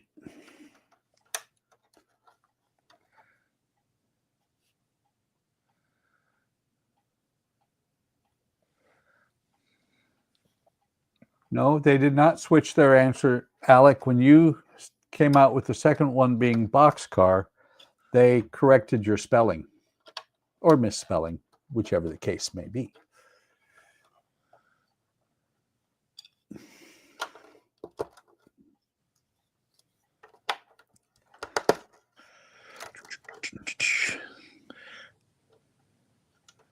Yeah. Nope. Yeah, he said, I thought, you and Don switched to Boxcar. Nope. Don said, nope, as usual, wrong. I thought they were guessing it was a Boxcar. Nope.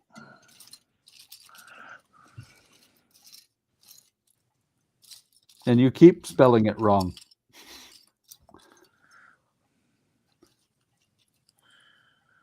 You're talking about a boxcar on a train, not a plane. Yeah, trains, planes, and automobiles. Those aren't two pillows.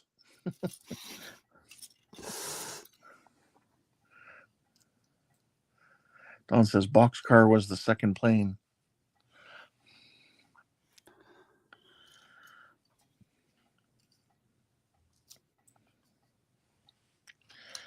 And Don says autocorrect changes the spelling. Yep. Yeah, it does.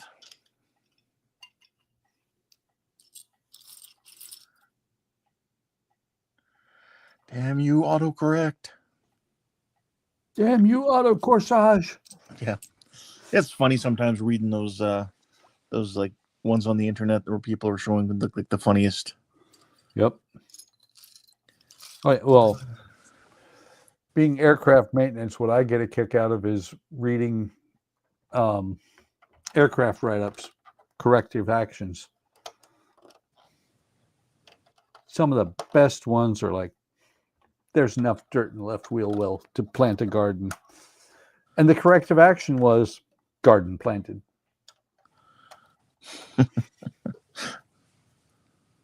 Well, and it's funny because you hear about these before the internet. we heard about these, and we had a good chuckle about them. And then I had a couple of them that I ran into myself, and I was like, I never thought I would come across one of these. And I got two. Yeah, I used to at times at my last post there, the newspaper would call and ask for weekly update on kind of what the police have been up to, and so we'd do a police report and just kind of, hey, these are some of the files we dealt with. And so one of them, and it was my call originally too, was like a file that I attended and everything. It was late in the middle of the night, and I got a call of a fire in a parking lot, and go there, and it's somebody had lit a guitar on fire. So Jody? I gave the police report, typed it up for them and everything, sent it in to them. It was basically something I typed in something along the lines of police attended along with fire department and found a guitar on fire, leaving the police to wonder how wicked of a guitar solo it must have been for his guitar to burst into flames. Yep. And they put it in the paper just like that. Yeah, Jimmy. Yeah, we never found out whose guitar it was or anything. There was no one around. It was just in a big parking lot. So, Alec is now saying Stalingrad, the Battle of Stalingrad. All right. Well, the answer was Kursk. It was the Battle of Kursk. It was the battle involving the largest engagement of tanks in history. I thought it was the Battle of the Bulge. I was wrong. All right. Next question. Question number 3. What was the last major battle of World War II? What was the last major battle of World War II?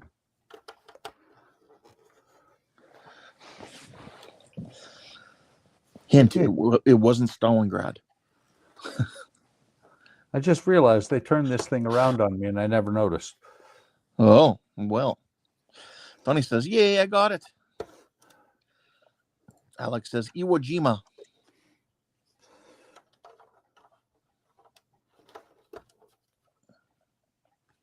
Donnie says, Okinawa.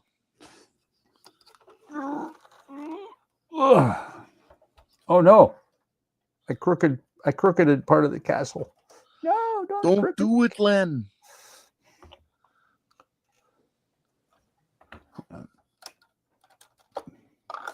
Ah!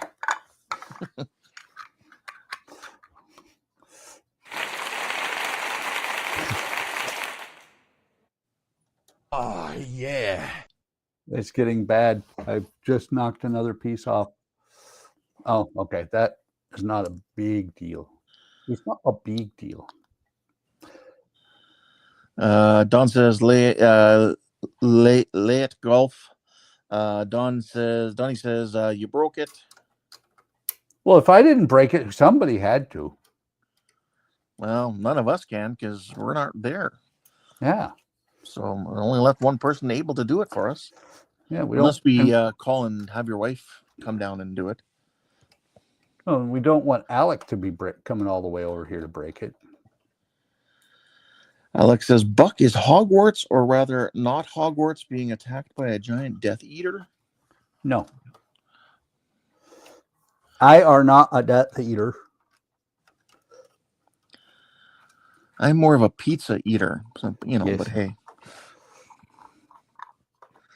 Maybe a steak and baked potato eater? A staccato eater?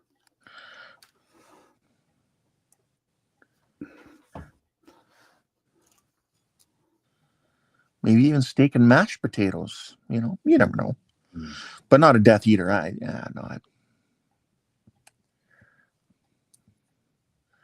All right. So no more answers.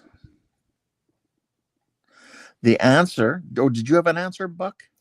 What was the question again? What was the last major battle of World War II? Yeah, my answer would be, I don't know. Okay. It was the Battle of Okinawa. The Battle of Okinawa. Always listen to Donnie. He knows. Mm-hmm. Question 4. What was the second city the United States dropped a nuclear bomb on? Ah, that's why you didn't want me to say anything.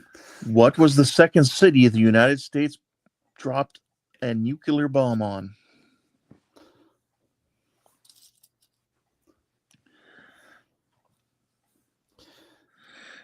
Don says Berlin.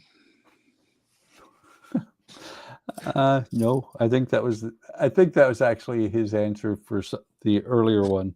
Yeah. Let's see here. Jody says, okay, now what? And he says Nagasaki. Don says Nagasaki. But he means Nagasaki. Nagasaki.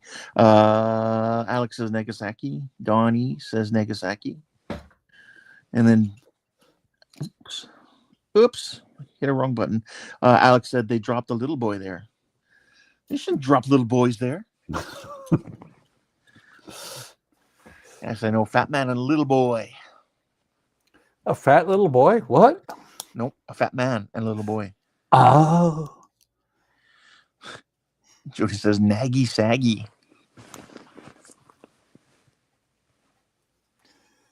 Yeah. It is kind of funny that in Fallout, one of the weapons is a fat man. Yep. They're hard to find. You really got to search around for them. Actually, I ran into one already. I restarted the game. I'm like level 5, and I've already run into one because there was a super mutant hurling nuclear warheads at me. Ooh, nice. Yeah. Donnie says, no, I think that was Fat Man. He says, I think Little Boy was dropped on Hiroshima.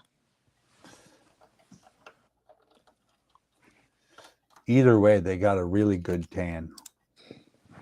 And yeah, and there's that guy that, from history there who was at both. He was at both locations when the bombs were dropped, like on the ground.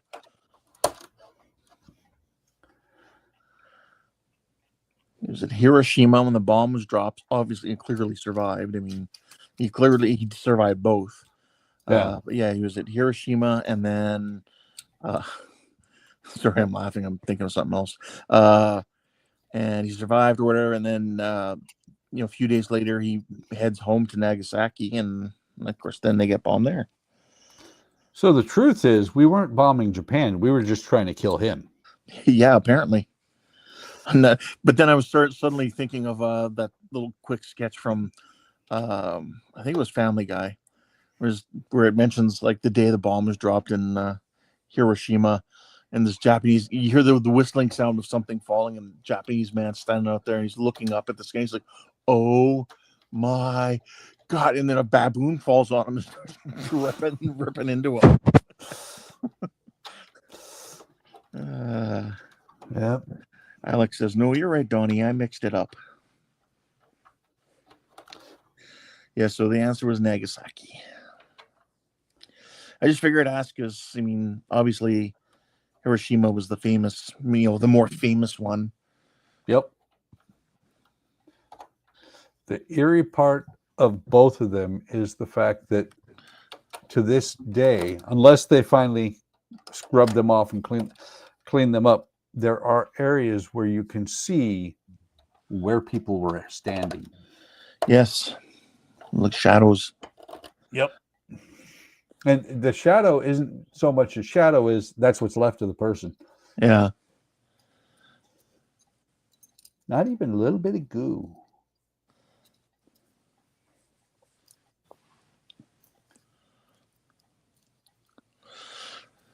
You just got one more bag to do after this? Yep. Okay. I'm just judging by, questions I have. Yeah. I'll give it a few more minutes and then I'll ask the final question in the World War II category. Final Jeopardy. No, and then and then there'll be another category after that. Tim says, night, guys. Good night, Tim. Have a good one. Good night, Tim. Thanks for watching. Appreciate you. Alex says, if I remember correctly, there should be still a single ruined structure from that day that is now memorial of that day. And then people are saying good night to Tim. But you may call me Tim.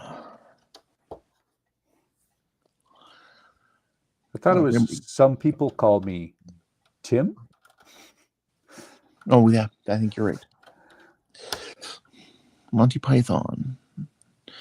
Quest for the Holy Grail. Always look on the bright Well, side that's the Life of Brian. life. Now you're doing the Life of Brian. That's just a completely different movie. Yep.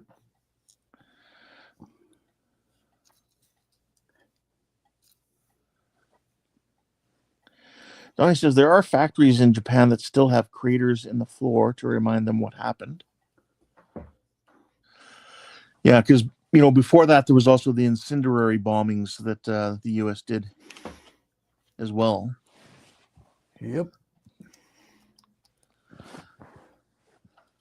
There's so much fire that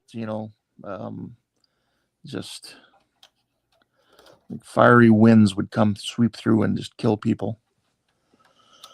Alex says, so Ken, you think you may join us on Woody tomorrow? We'll see. I'd like to, but we'll see how tired I am or I'm not. I'm on new medication that causes insomnia, so that's great. So I usually end up trying to sleep all night. Usually I can't sleep well and end up sleeping during the day. It's all messed up. And yet I still take sleeping medication to try and help me sleep. So I take sleeping medication to fall asleep, but I also take another medication which causes insomnia.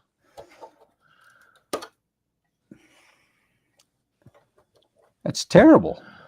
Yeah. You're telling me. I'm one of these people that Andrea hates the fact that, as far as she's concerned, I can go to sleep in about 17 seconds. And usually she's pretty close to right on that. It's like my dad. He sleeps real fast too? Yeah, he falls asleep really fast. Well, part of that is having sleep apnea. A lot of times you don't sleep well, even if you are getting treatment for it. Yeah, I have sleep apnea as well. Hey, you have double goofies up on the screen. I just noticed. Do I? Yeah. Why would I do that? He says, I go to sleep as I'm laying down in the bed.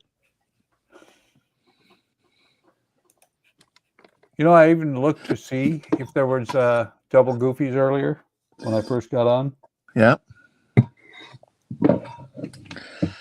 Alex says, also finally tried the syrup you sent me for the first time with some chocolate chip waffles.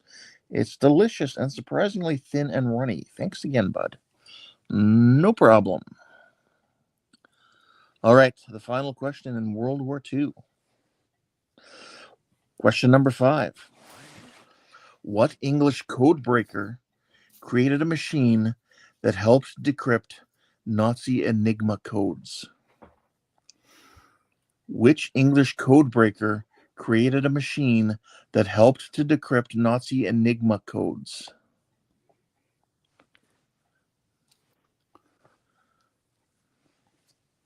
They had Edward Enigma codes? Yes, they did. Wow. So it must have been Batman. There's Batman. Yes. It was Bruce Willis.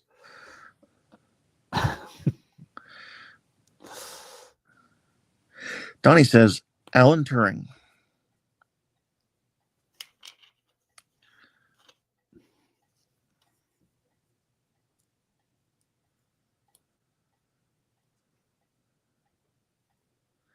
Yeah, Don says Turing.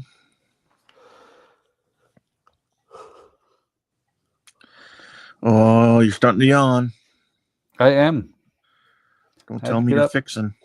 No, I'm not fixing. I had to get up early. I had to go to the dentist this morning. Donnie says it was called the Joker machine.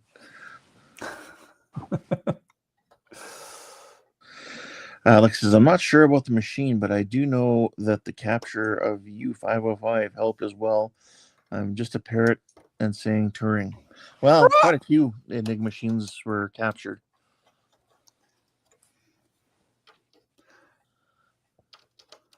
Yes, the movie U571 is a conglomerate of stories. With John Bon Jovi in that movie. Yep.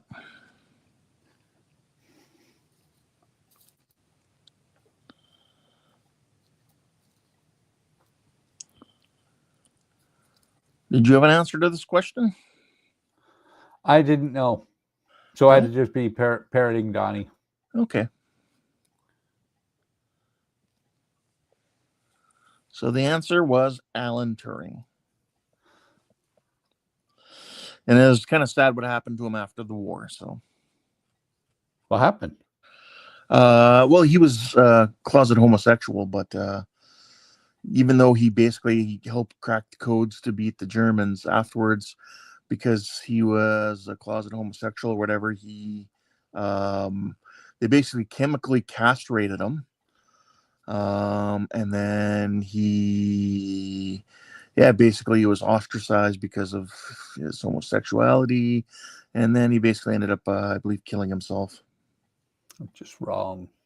You know, yeah. I mean, because of him, he's a big reason why they could win Second World War. Donnie says, I like World War II trivia. Oh, that's good to know. Alex says, Buck, why are you copying Donnie's answers?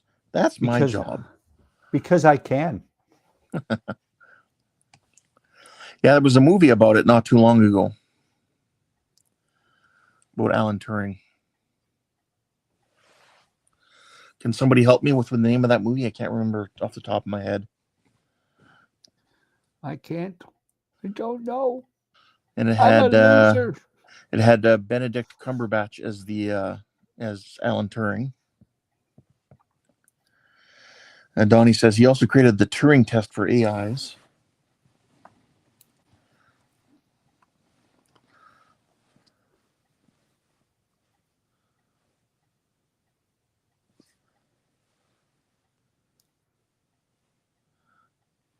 Somebody get their Fugul Goo out and look up that movie.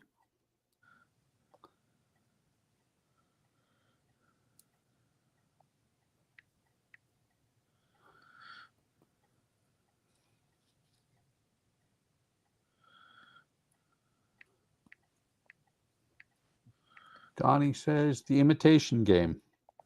There we go, into Imitation Game. Thank you, Donnie. Yeah. What year? They just came out like not that long ago.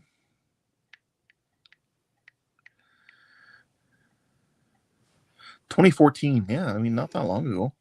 Keira Knightley was in it. 2014 was not that. Ken, that's 11 years ago. Had Matthew Good in it. Rory Kinnear, Ellen Leach, Matthew Beard, Charles Dance, Mark Strong. Who else? Any other people that are fairly well known? Yeah. Anyway, yeah, really good movie. Dawn agrees.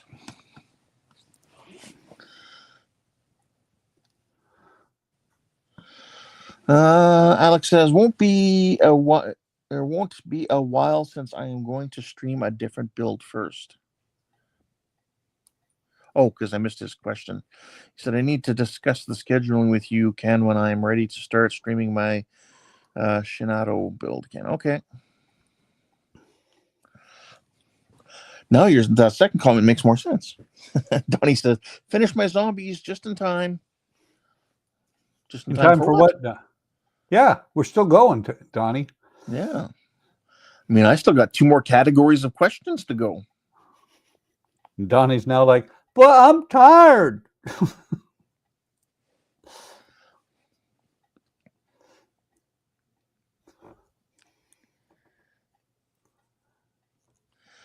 Alex said, I honestly enjoyed the 2002 movie Below and the 2000 movie U571. Loved U571. Oh, my favorite submarine movie is, I'd have to say, Down Periscope. Yes, that's a good one. Yeah, very good one. Involving a World War II submarine. It is the last question of World War II, Donnie, but not the last question of the night. Yeah, that's just the last question in that category. Yeah, He's only Donnie listening agrees. with Down half a Periscope brain. was great. Yes, Alec, that was just the end of the World War II category. This next category, you might actually even do well, Alec. Who knows? Millennials. Well, the next category is 2000s pop culture. I probably will suck out loud. 2000s pop culture. Well, if you paid attention in the 2000s, you should be able to answer most, if not all, of these questions. The problem is a lot of the 2000s, I was in Europe. Donnie says, no, more World War II. Okay, I got to go now. And then he says, just kidding. No more World War II, huh? Alex says, I still need to see Down Periscope. Yeah, you really do. Name a movie that Alec doesn't need to see. It's easier to name the ones that he has seen. Faces of Death? That's a movie he doesn't need to see. No, he doesn't.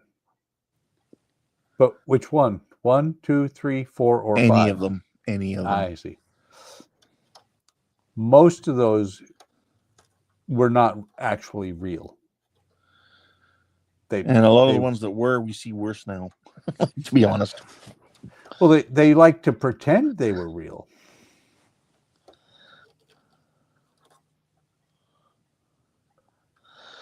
Jody says, no more World War III would be nice.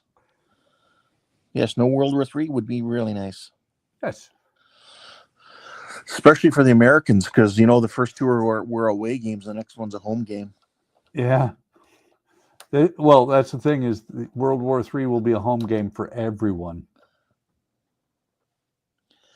So Alex says, so do I not watch Faces of Death? Yeah, do not watch Faces of Death. It was like a underground kind of movie that, you know, people weren't really supposed to see, and it was like a bootleg copy of a VHS is what you'd see it on. It's basically videos of supposedly real people dying in horrible ways.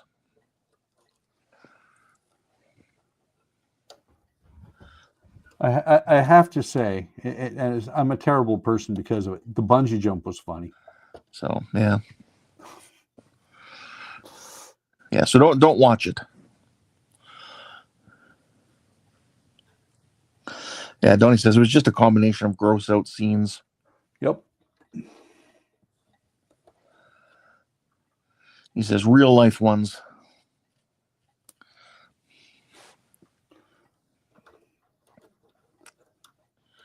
I mean, another movie you don't need to see is Debbie Does Dallas. I mean, you can if you want, but you don't. Or really Debbie need Does to see it. Dishes, or anything Debbie's doing, you don't need to watch. No. Because Debbie does get a little bit busy. Yeah. Yeah, Alex says, yeah, not a fan of gore, so I was going to say no if you said I had to. Jody says, real death ones. All right, so the new category being 2000s pop culture. Question number 1. What Will Wright-created video game series released in 2000 saw players watching and directing characters to do mundane things like eating, sleeping, and cleaning their houses? What Will Wright-created video game series released in 2000 saw players watching and directing characters to do mundane things like eating, sleeping, and cleaning their houses? That's when I knew. Just here, Jody says you probably should see Debbie, the Debbie once. Jody says Sims. Alex says Sims. Howard's back and he says bedroom golf.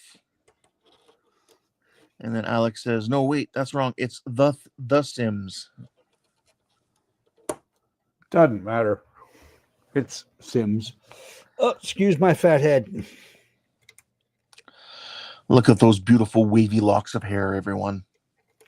And there's so much of it right now.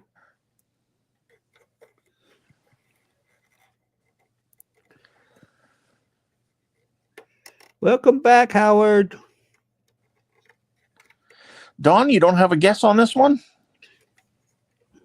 Well, that's because Donnie is not actually a real person. He's a sim character. Well, Donnie has an answer, yeah, but Don, I'm saying. Oh, Don. Well, okay, Don's a sim character then.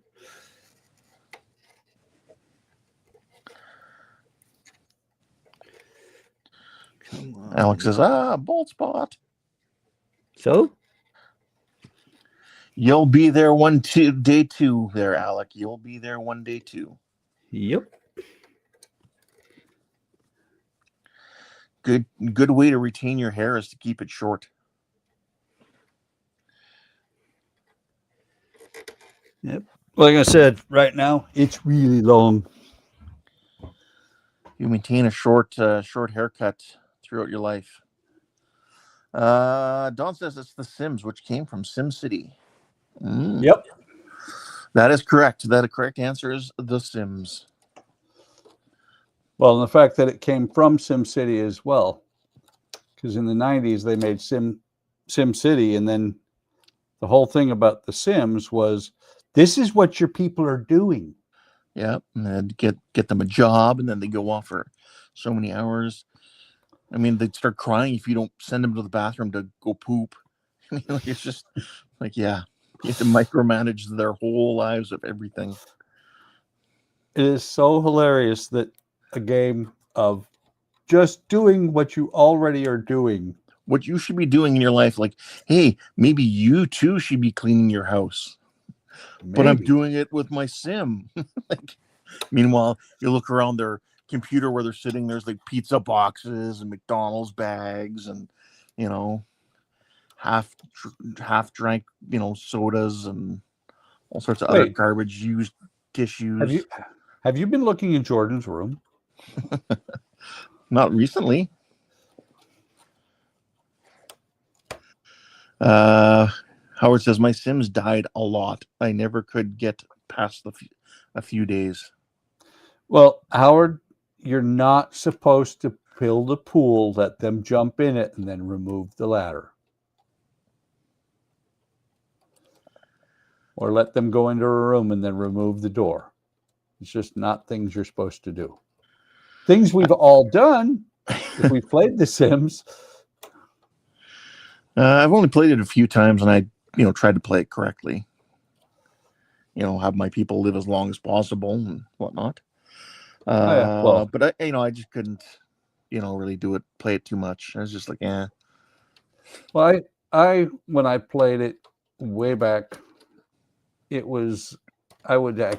had my Sims get, I've had my Sims have kids and all that good stuff. Yeah. Alex says, I've seen so many people basically locking their Sims in pools and just abusing the characters in creative ways. Yes, that's what Alex Howard says, stop talking about my house. Is your house in the middle of the street? My house in the middle of my street. My house.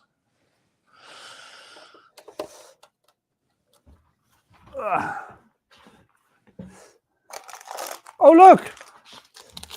It is the last bag. The last bag.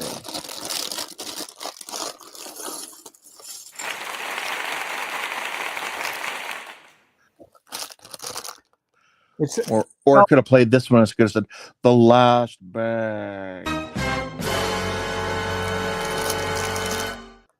It seems like bag 37 should feel like an accomplishment. But it doesn't. It doesn't after counting 81 bags or 81 numbered bags in the Death Star.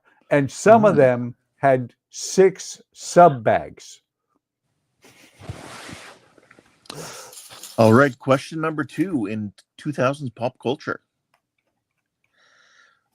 51st Dates, Hitch, and The Fifth Element were among the first films that were released on what new colorfully named disc format on June 20th, 2006? 51st Dates, Hitch, and The Fifth Element were among the first films that were released on what new colorfully named disc format on June 20th, 2006?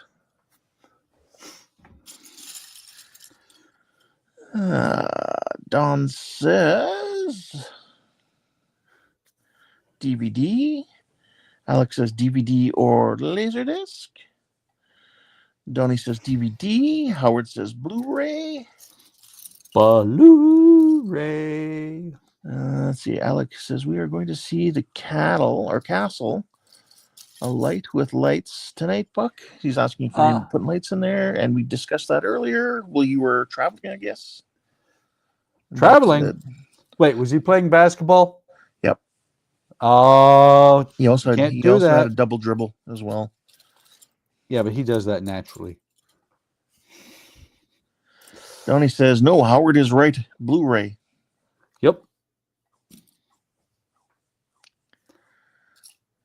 Wait, Howard is right, not no Howard is right. Donnie says, just because what Ken said. Well, I just read the question of 51st Dates, Hitch, and The Fifth Element were among the first films that were released on what new colorfully named disc format on June 20th, 2006. I remember it well. Anytime we'd go to the BX, which is basically a department store, and Pirates of the Caribbean logo, or the logo, whatever you want to call it, the thing at the beginning of the movie before they put the movie on, would be playing. And it hurt my eyes because it was so sharp. Alex says, coming soon on Blu-ray and DVD. Yeah, Laserdisc was a lot older, Alec. Yeah. Oh, yeah.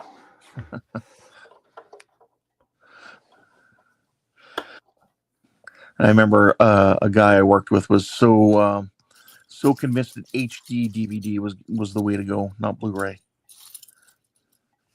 Philips CDI. Donnie says, took me a second to catch that one word. That was the clue. Exactly. It was, and I've been sitting here going, he said colorful.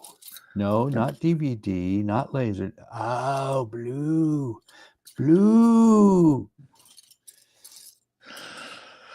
Alex said, I didn't hear the year until the second time it was asked. Well, technically, I was asked my question twice in a row, so that you do have an opportunity to hear it twice. So you mean the third time? Well, and Alec has a natural echo between his ears.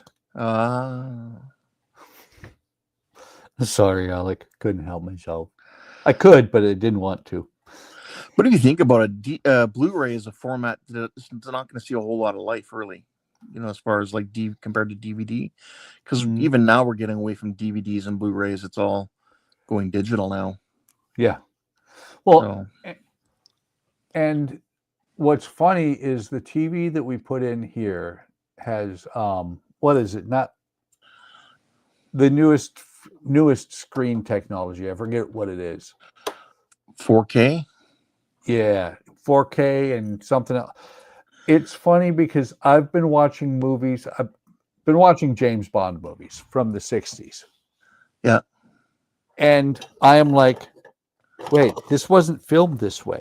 It never looked this good. It's amazing watching movies from the 60s, Dr. No, things like that, James Bond. They added all the James Bond movies to Netflix just recently, so I'm binging James Bond. So yes, anyway, like we said, and Don was throwing it in there before I said 4K. Yep. Yeah, Donnie says Blu-rays and DVDs are digital. True, but we're going more true digital without using the physical media. Yep. We're doing streaming. Of discs that get damaged. They don't get damaged. If it gets something on it, you just take some sandpaper.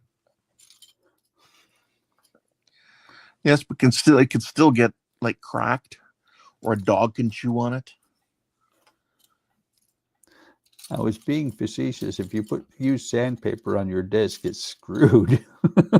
Well, it depends which side you use it on. If you use it on the bottom side, it's not that screwed, because all you got to do is work your sandpapers down to a higher and higher grit until you're polishing it. Yeah, but I'm thinking 120 grit. Not good. Use 120 grit and leave it at that. Don said it did in the theaters. More streaming. Alex says, I remember those discs had some fun options like specials, behind the scenes, bloopers, cutscenes, and on occasion, games on them. Yep. Well, they had so much space, right, on them. Yep. Howard says, see what read and comprehension skills do for you. I was good at all my life, unlike others who asked the same question over and over and over, like a broken record. Who does that? I don't know. Question number 3 in 2000s pop culture, featuring Christopher Mintz-Please as McLovin. What 2007 nerdy teen comedy starred Jonah Hill, Michael Cera, and Emma Stone? Featuring Christopher Mintz-Please as McLovin, what 2007 nerdy teen comedy starred Jonah Hill, Michael Cera, and Emma Stone?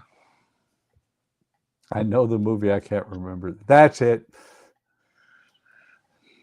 Alex says, I feel targeted, LOL. And then Howard says, super bad. It was super bad. Don said, all my movies are digital in my collection. Very few discs. Yeah. Donnie says, super bad. Don says, yep. We have several discs that we've picked up over the years. And then we have a lot of stuff on, the hell is it? I forget the service where you buy the movie and you own it digitally. Yeah. I forget. You know what I'm talking about. Oh, there's a few of them. Yeah. Alex says he's never heard of it. That's one, it wouldn't be bad for you to watch. I mean, if you get a chance. It's a comedy. It's funny. You need to is. know who McLovins is. Yeah. Everybody needs to know McLovins. Yeah, because I'm going to parrot Howard and Donnie because I don't know this one. Super bad. Never heard of it. Don says iTunes. I guess iTunes is one of those ones you can get movies permanently.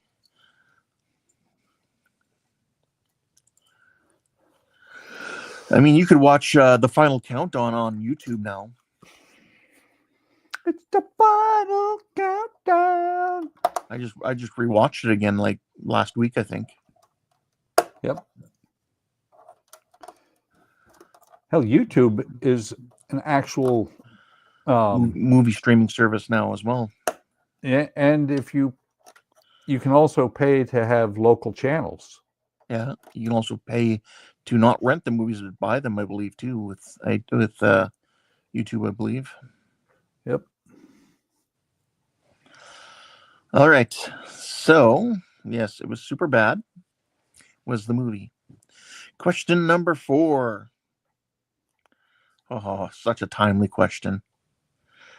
An alien race arrives on Earth and is exiled to the slums of Johannesburg, South Africa, in what critically acclaimed 2009 film?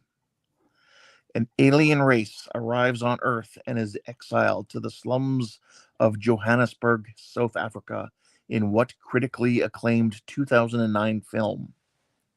The Life of Alec? Maybe. Alex says, nope, not me, guys.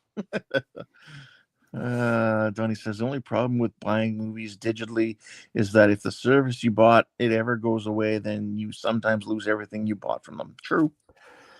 Donnie says District 9. Alex says District 9. The funny thing Don about says, that yep. is that the service we bought from has gone away, I think, 3 times so far. But what happens every time is it goes away because somebody bought them. Mm.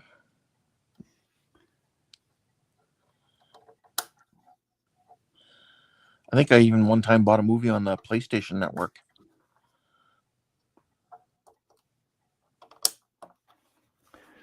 Let me see, just because. Let's see, video. I wonder if Jody's like drawing or working on a model or something, or just not paying attention. How about it, Jody?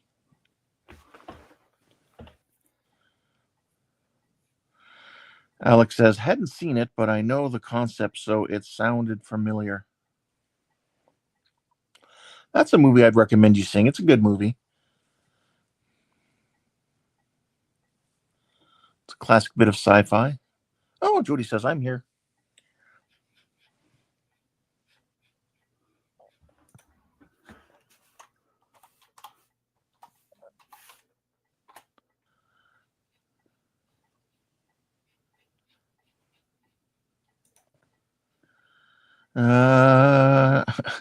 Howard says, you just parroted my answer.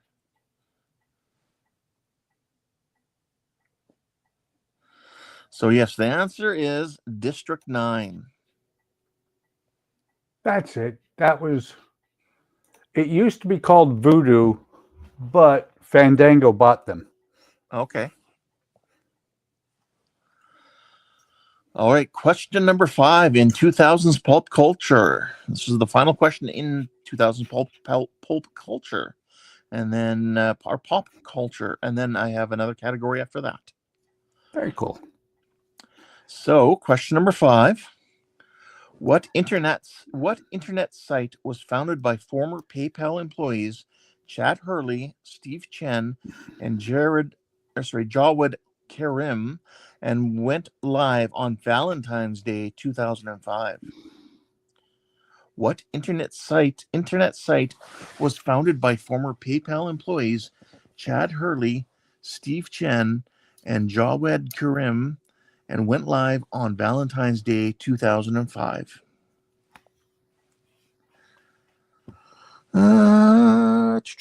Is this a trick question? Alex says, got proof, LOL.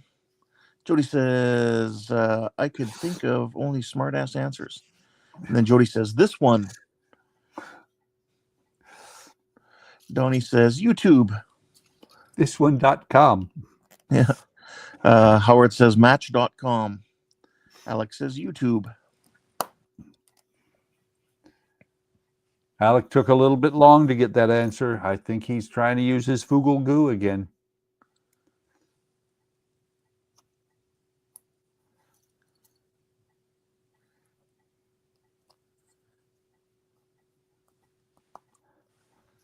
It's amazing to think that this thing is 20 years old.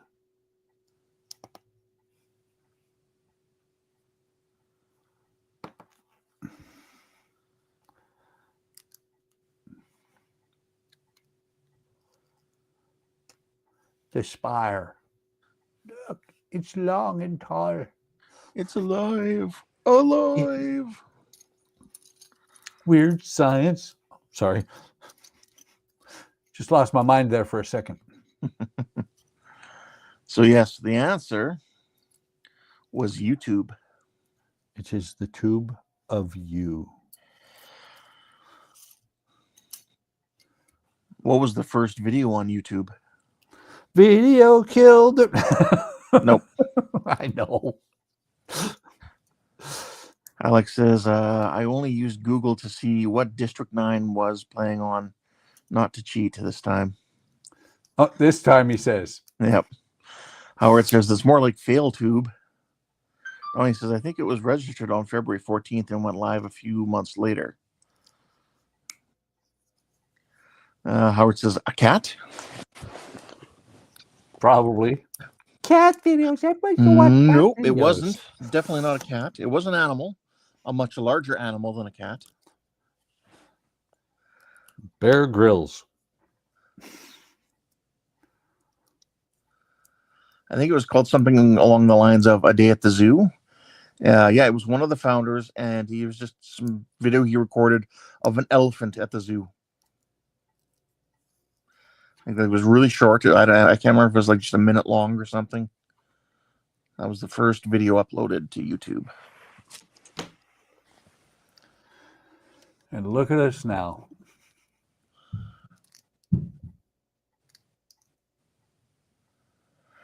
Yeah, that's it. Yeah, Howard says a guy at the zoo. I think that was it. Yeah.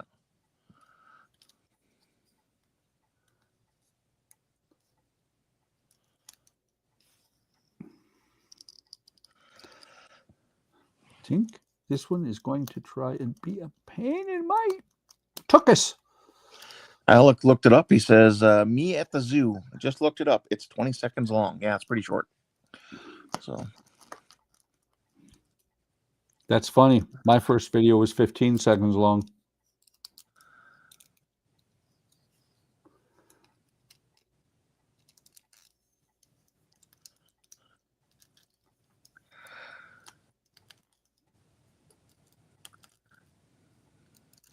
Come on. Get on there. that's what she said. Yes.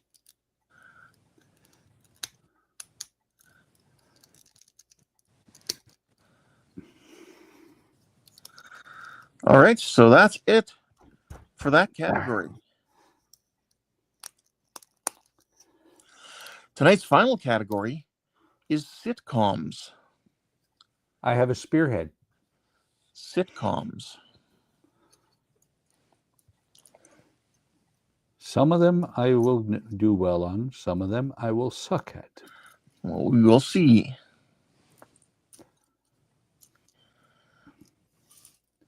A lot of the modern sitcoms I will suck at. Well, we will see. Because I'm not saying what decade this is going to be.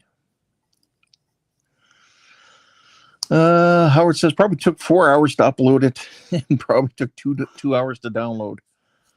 Alex says Sheldon, Big Bang Theory, Friends. Well, all right.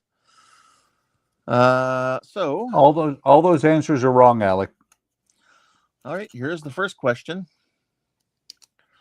Perhaps the most influential American sitcom during the 1970s, this Norman Lear production was based on the British program Till Death Do Us Part.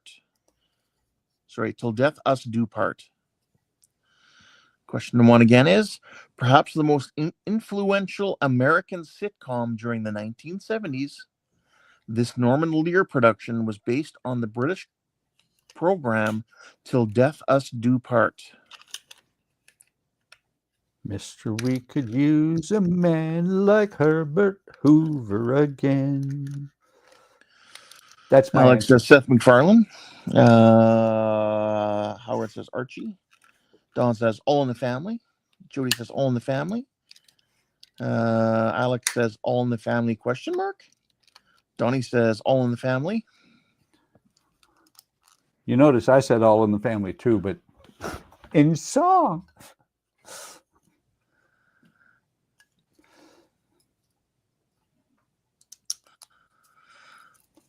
Yeah, I think Howard was trying to say like the Archie Bunker show or something. Well, Archie was after All in the Yep. Family, after Edith died. Yep, and he had his bar. Yeah, and even now, going back and watching that episode is so hard. Yeah.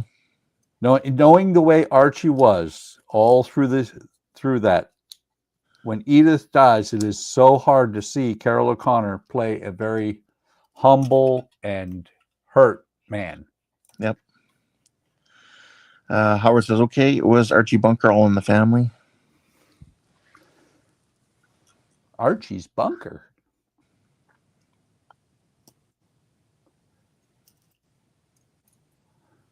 Not that I'm saying that was the answer. But that was the answer. It was All in the Family. Yeah. See, you thought that might be a hard one, but it wasn't. When you started reading the question, I'm like, no way. That's easy. Here we go.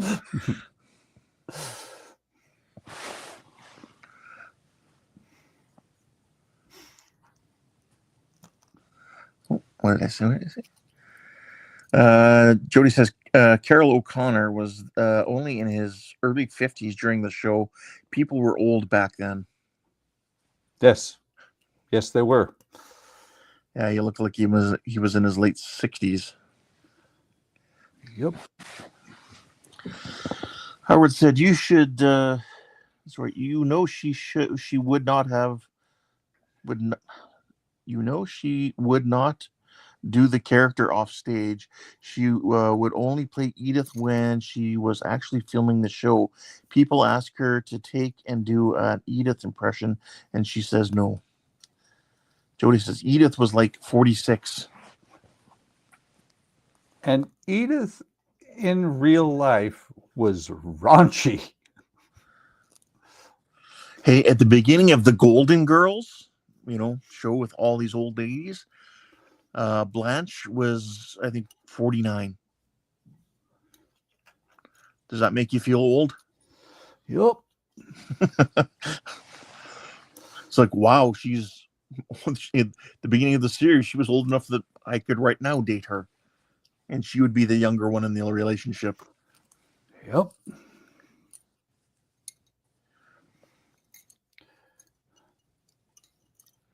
I miss Betty White. Oh, of course. I mean, who doesn't? Well, I'm sure there's some people, but they're not nice people. No, the Gator in Lake Placid. Gator doesn't miss her. All right. Question number 2. Sherman Helmsley starred in this series as a lawyer who was also a deacon of the First Community Church of Philadelphia. What was the show called? Sherman Helmsley starred in this series as a lawyer who was also a deacon of the First Community Church of Philadelphia. What was the show called?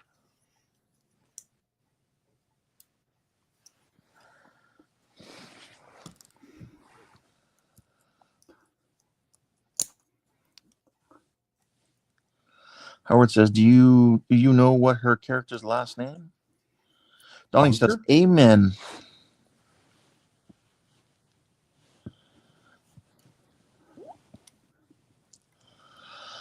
Alex says, amen, question mark. Come on, you got to squawk like a parrot when you do that, Alex.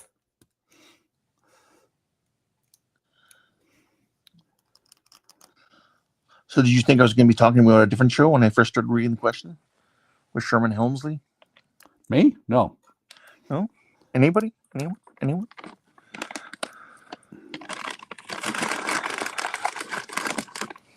Sherman and Peabody? What?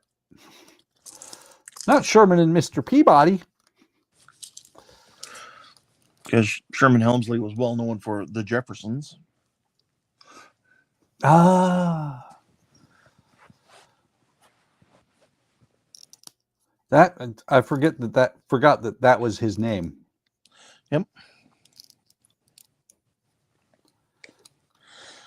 Jody says, we all had to erase the Jeffersons. I didn't have to erase nothing.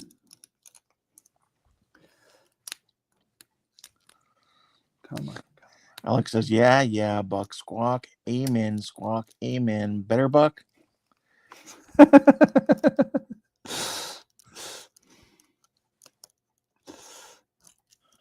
You're getting close to being done here. I am. So I'm kind of speeding up on the questions here a little bit. These are the pieces that are left. Donnie says, you didn't like the Jeffersons, Jody?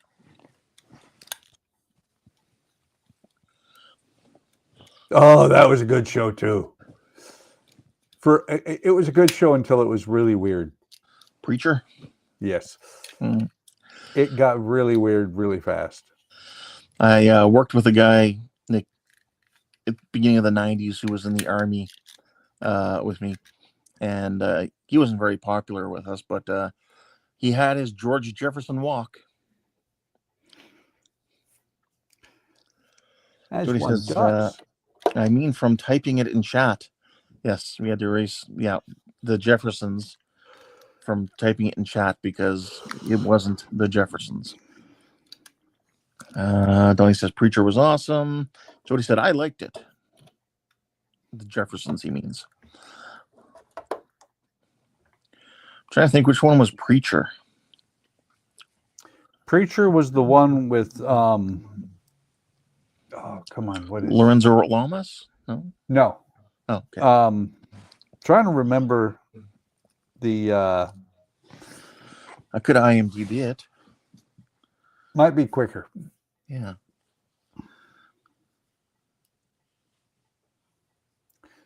Basically, this guy who's a preacher gets the voice of God at one point. Is it the 2016 TV series? Probably. Who's it star? Dominic Cooper? That doesn't sound right. After a supernatural event at his church, the preacher enlists help of a vampire and his ex to find God. That's not it? Oh, that's it. Yep. Okay.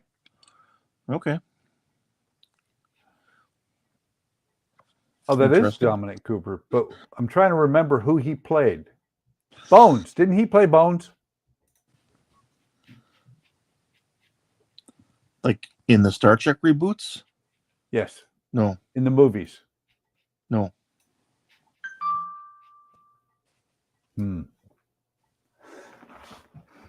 Wait. Everybody act normal. There's a reporter here. Yep. Howard's here? No, there's a reporter here. No, it's Howard. It says the roving reporter. But that roving reporter, it's Howard. I know that. Let's see here. I'm being silly. Donnie says it was from a comic book. He was a preacher that traveled with a vampire. Yeah, okay. Alex says that sounds interesting, and I would agree. Jody said our friend's dad, my dad's buddy, was the white George Jefferson. He was short, had the mustache, and very curly hair. He would do the walk sometimes. Yeah, the guy that I knew too was he was short. It was a very interesting TV show until it got, they went a little bit over the top and stayed there. All right, the next question, because the answer was amen, yes. The question 3, who played Charles on Charles in Charge? Who played Charles on Charles in Charge? Mickey Mouse. Barkley. It was Mickey Mouse. Hi, Howard. Hi.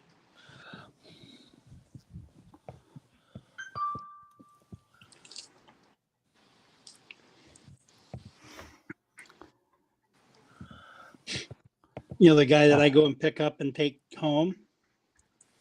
Uh-huh. he could be the Lebanese George Jefferson. Uh-huh. He's about the same short height, got that mustache in that. About the same kind of balding in his head. Alex says, are those pruning shears by your X-Acto blade, the Lego or non-Lego separator, the tweezers? Yes, they're scissors. They're just scissors. So answers, Jody says, Scotty doesn't know. Donnie says, Scott Bale. Alex answer is, hi, Howard. I didn't know there was a show called that. Don says, yep. Alex says, Scott Bale, I guess. And then Donnie said, you even copied the misspelling. Will Smith. Oh. Look at that. You're pretty much done now. You just got to get the other part and put them together. Yep. And Show put this tree back together because this tree just fell apart. You want the willow? I did. Shame on you. Actually, it's not going to stay in there very well. So let's try this one. So because we're just pretty much done, I'm going to answer this, give the answer to this. It is Scott Baio, spelled B-A-I-O. Joni loves Chachi. Yep. Also was an actor in Happy Days. Bail. Bail. Jody says, those are sewing scissors for seam cutting. Yep. Those are the scissors that I bought for doing models with, shaving my knuckle. Just broke a piece. You're not supposed to break them. You're supposed to put them together. Hey, you know what? Put some glue on it. No. Maybe. Alex says, whoops, sorry, Donnie. Donnie says, Sunday, Monday, happy days. Yes, Donnie, but what was the first season song they used? If you were here for that in trivia last week. 1, 2, 3 o'clock, 4 o'clock, rock. Ah, I said Donnie, not you. Sorry. Couldn't help myself. Oh, yes, Rock Around the Clock was the first season song they used. But they didn't even go for an hour. It was only 30 minutes.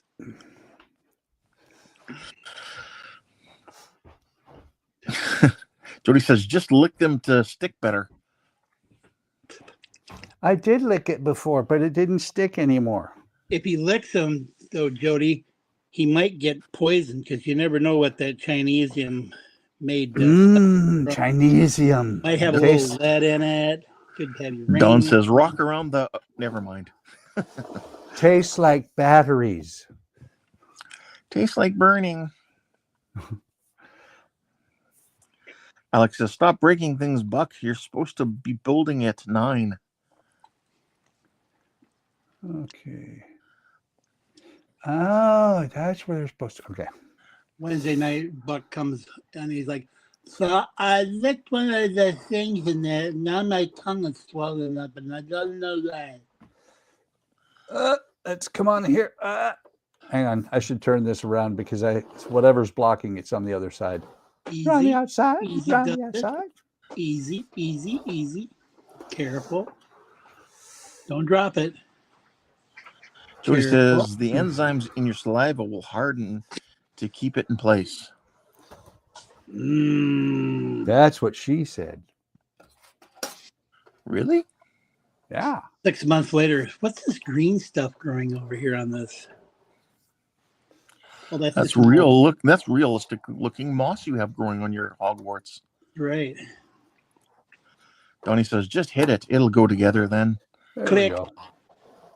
Well, here's the interesting thing. They got smart on this one. They don't have any of the little black round pieces that lock it together. So once you get it together, you can simply pull it apart. Yeah. Cinnamon pull-aparts. It might be a little bit harder to get apart being that small of a set. I don't know. Alec is asking, so where are you keeping the ghosts, Buck? I'll never tell. Yeah, it's one of those little characters, Moaning Myrtle. Maybe. You don't want to On- know why she's moaning. Oh, Ah. Harry. And I see they have these micro figures. Yep. You just spread them around wherever you want to put them. Okay. Just sprinkle them on like Salt. yeah. All right, Wherever then. they land. Hey, Let me ask maybe the this next is question Moaning then. Myrtle. Question number 4. In sitcoms, which 2000s sitcoms, by the way, so it was 70s, 80s, then 90s. So here we are now with question number 4. Which 2000 sitcom stars a group of 5 friends living in California who are made up of 4 socially awkward males and a quick-witted female? Which 2000 sitcom stars a group of 5 friends living in California who are made up of 4 socially awkward males and a quick-witted female? Fast and the Furious. Bedroom golf. Yeah, that's my Alex says, I think Pinky is under the bridge. Alex says, Friends. Big Bang Theory? Question mark. You did what to who? Mickey Mouse and Friends. Oh. Let's see. Mickey, Goofy, Donald, Pluto, Minnie. There's 5 people. Let's see. What else would I put in there? What's going on with Goofy? Well, he said 5. He said what? 5 males and 1 female. Okay. Which 2000s sitcom stars a group of 5 friends living in California who are made up, keep listening, don't start talking, who are made up of 4 socially awkward males and a quick-witted female? Yep. Mickey, Goofy, Donald, Pluto, and Minnie. They live in California. Called Walt Disney World, right? Or Walt Disney. But they don't have a show from the 2000s. How do you know? I just know these things. Yeah. Never I am the Timberlake. keeper of trivia, so Let's see. Never Justin argue with the Timberlake. trivia keeper. Yeah, NSYNC and Britney Spears. That's it. NSYNC and Britney Spears. That's what I'm going to go with. That's my final answer. I don't know why this seems appropriate, but Slytherin has no arms. and he's giant. Well, yeah. See, they're He has no arms? What the? they're the Well, the one guy doesn't have a sword, so I knew who my suspect is. Wait a minute. Who? Oh, is that Ron? No, that's Wait. Ravenclaw, Slytherin, Gryffindor, and Hufflepuff. So Donnie says Big Bang. Alex says, nope, sorry, Ken. I was saying I think Pinky is Professor Dolores Umbridge from the Order of the Phoenix. Okay. I whatever. I don't know the series that well. Donnie said Friends started in the mid-90s. I never Jody watched said, it. I'm going to get back to work now. I have a good night, guys. Oh, you're not going to be around for the final question, Jody. Oh, the final question was just for you, too. Yeah. It was about Canadians. Good night, Jody. Good night, Jody. So the answer was the Big Bang Big Theory. Bang Theory. Never watched it. Fun show. Nerds! The ultimate nerd show. And the next question is the final trivia question of the night. Seth MacFarlane. Oh. And I'm just kidding, Jody. This next question is not specifically for you. But it is the final question of the night.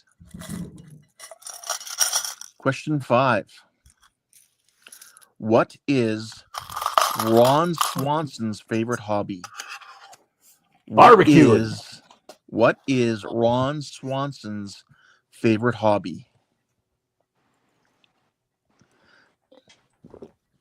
I don't even know who the heck that character is. Okay. He's that guy. I'm gonna say looking over the. Oh, over okay. the Here we go. Alex says I actually got one right without parroting. He says this time, and then he says barbecue. Barbecue.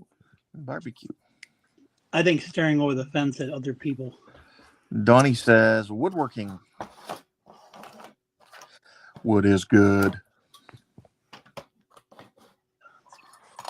God,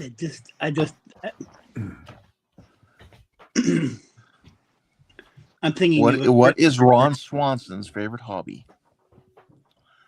And the character Ron Swanson is from the TV show Parks and Rec.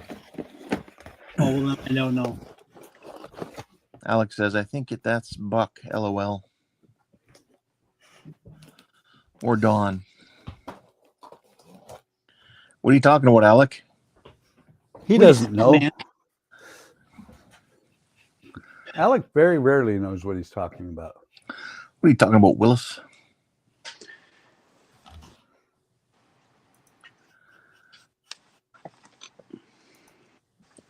I'm not saying it's space aliens, right? But it goes without saying it's fucking space aliens. What you talking about, Willis?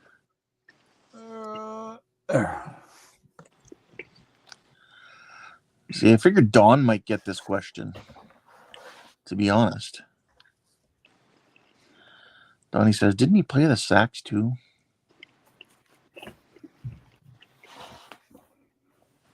That's it. You're not coming on Woody Wednesday if you're making jokes about woodworking. Yeah. Donnie says, that looks cool, Buck. Thank you. There is, as well, a light kit.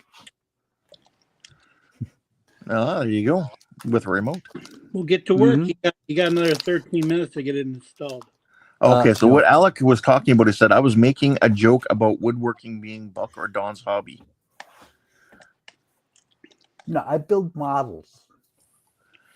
Alex says, let's see those beautiful lights on. No. How about no? Donnie says, so start adding lights then, Buck. Not right See, now. the crowd's wanting you to add lights. All right, so Ron Swanson, the character from Parks and Rec, his hobby is woodworking. Oh. Did not know that. Wood is good. So, what is Parks and Rec again? It's a TV show about really a Parks and Rec department. I don't know any other way to describe it. It's supposed to be a comedy? Yes. Yep. It's kind of like I've seen it. It's kind of like The Office, Another show I didn't watch. but it has Nick Offerman in it. Don't know who that is. Well, if you look at his picture on IMDb or something, you'll know who he is. That's who the question was about, his character, Ron Swanson. Let's see, what else has he been in? We're the Millers. Oh, that's what that is. Let's see here. Under the Lights, The Great North, Smurfs, Sovereign, Mission Impossible. Looking at that, going, what the hell is that? What is it? It's a Death Eater. Oh, Or not a Death Eater. What the hell were they? a demeanor. Yeah, Demeanors. Dementor, not Demeanor. But it's done. It is done. It's not done until it's lit. Yeah, but that's going to happen off screen. Oh, trust me. Johnny mad. Trust me, when you light these things, you get really, really angry. Donnie stayed up all night just to watch you put lights in. This is his only week off, and you're denying him his fun. You ready? See, here's the light kit. The lights are in. Yay!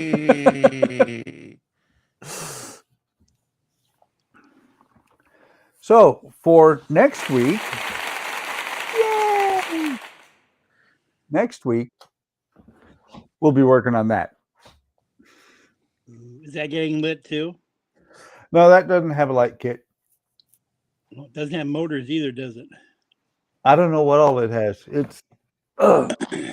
It's an American truck. It's That's heavy. It is heavy.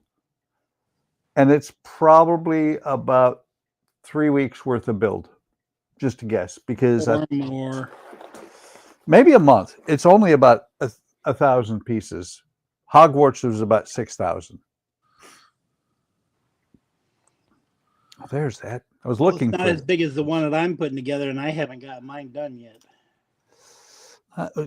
Is there lights in it? No, but there's 6 motors in the darn thing. So, not that one. Everybody will cry if they see that one. But yeah, that's it for this week. Really appreciate everybody coming by. This was a lot of fun. Does it transform? No. Are those clamps? Howard, I'm going to send you a picture of Nick Offerman. Hopefully he's not naked. No. What are those in front there, Buck? Are those clamps? No. These are the boats. Oh. I'm just looking at them, and they look like clamps to me, almost like the two things. Yeah. The way they're sitting there and looking down. The way at they're, yeah. When you said that, and I looked at the screen, I was like, yeah, kind of looks like a clamp. Yep. See, But that's what was throwing me off. I want to say thank you for everybody watching. This has been a lot of fun. This was, what was this? I think episode 10, something like that. I don't know. I unfortunately I inadvertently closed my YouTube window earlier, so I don't know what episode it was. Gee, Ken, that looks like you. Well, it says live stream number 12 finished. Okay, so 3 months to build this one at a week at a time. Not bad. Yeah, but you had a couple weeks off from there, remember, because you were building the other one because you were waiting on parts for that. Right, but the increment oh well, yeah, okay, I got it. I didn't increment it, so it total of 12 weeks to build it. Really pretty cool, a lot of fun. What I may do is like I said, won't do it on the live stream, but I may do like I'm working on still the Slytherin banner that I did on Sunday. I'll film it and I'll play it fast. Waiting on episode 13. Yeah, I will do that. What I'll probably do, like I said, is I will film it and then I won't narrate because it'll be played at double or triple speed, just so it goes.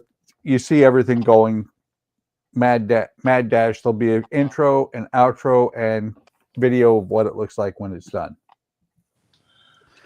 I just want to answer a question I got here in Discord.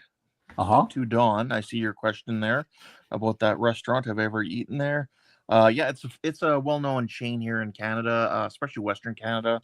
Smitty's. That one out by the airport. Yeah, I've eaten there plenty of times when I used to come to the city, and I'd stay at our headquarters because there was quarters there to stay at, but there was no dining facility there, so I would go there for my breakfasts all the time. And there's another one on the side of the city where I live now, and I just had breakfast from there yesterday. So yeah, that's cool. Donnie says, "Oh, come on, you can do better than that, Buck. We want to hear this way." There's the thing, Donnie. I don't swear much when I'm building. If something goes wrong, I just kind of look at it and go, "Oh, okay." The one time I really did swear was when I built the Disney castle here. I put it up on the shelf, and it fell and exploded. I had to rebuild it. I swore pretty well then. But yeah, so it's 10:55 my time, which was perfect. Hi, welcome back, Ken. Thanks. I guess I accidentally hit the back button on my iPad somehow. I don't know how that happened. Yeah, but thank you for stopping by, everybody. Thank you for the trivia, Ken. As always, a lot of fun. Thank you for being here multiple times. Same to you, Howard. Really appreciate both of you stopping by. Appreciate everybody stopping by out there in chat world. Like, subscribe, hit the bell icon to be notified of any time I post new content. Ken's on his iPad. Who's getting banned? Alec is. All right, I'll ban him. Yes, let me do it. Let me do it. I want to do it. How do you do a permaban? Oops, sorry. But Flip. and I've been mentioning it on my videos here lately. I do have 2 levels of membership on the channel now. All the videos currently do come to eventually become public. You can ask Howard. There's like 18 videos out there that are not public. Don says, "Do it, make my day." They're scary. Donnie says, "I can't believe I stayed the whole time and I didn't see any lights." Hang on, Donnie. Hang on. Here, let me help you out. There you go. There's the light. Yeah, Don, I really like their food too. Their burgers were great. For breakfast, I love the Big Country breakfast. Awesome. But so as I usually do, Howard, got anything you want to say before we get out of here? I'm in danger. Are you now? Ken, how about you? Nick Offerman is a great actor. I love the man. And with that, I am going to say, take care of yourselves. Take care of each other. Have a great day. Have a great day tomorrow. Stay warm. It's cold out there. And we will see you on the next video or stream.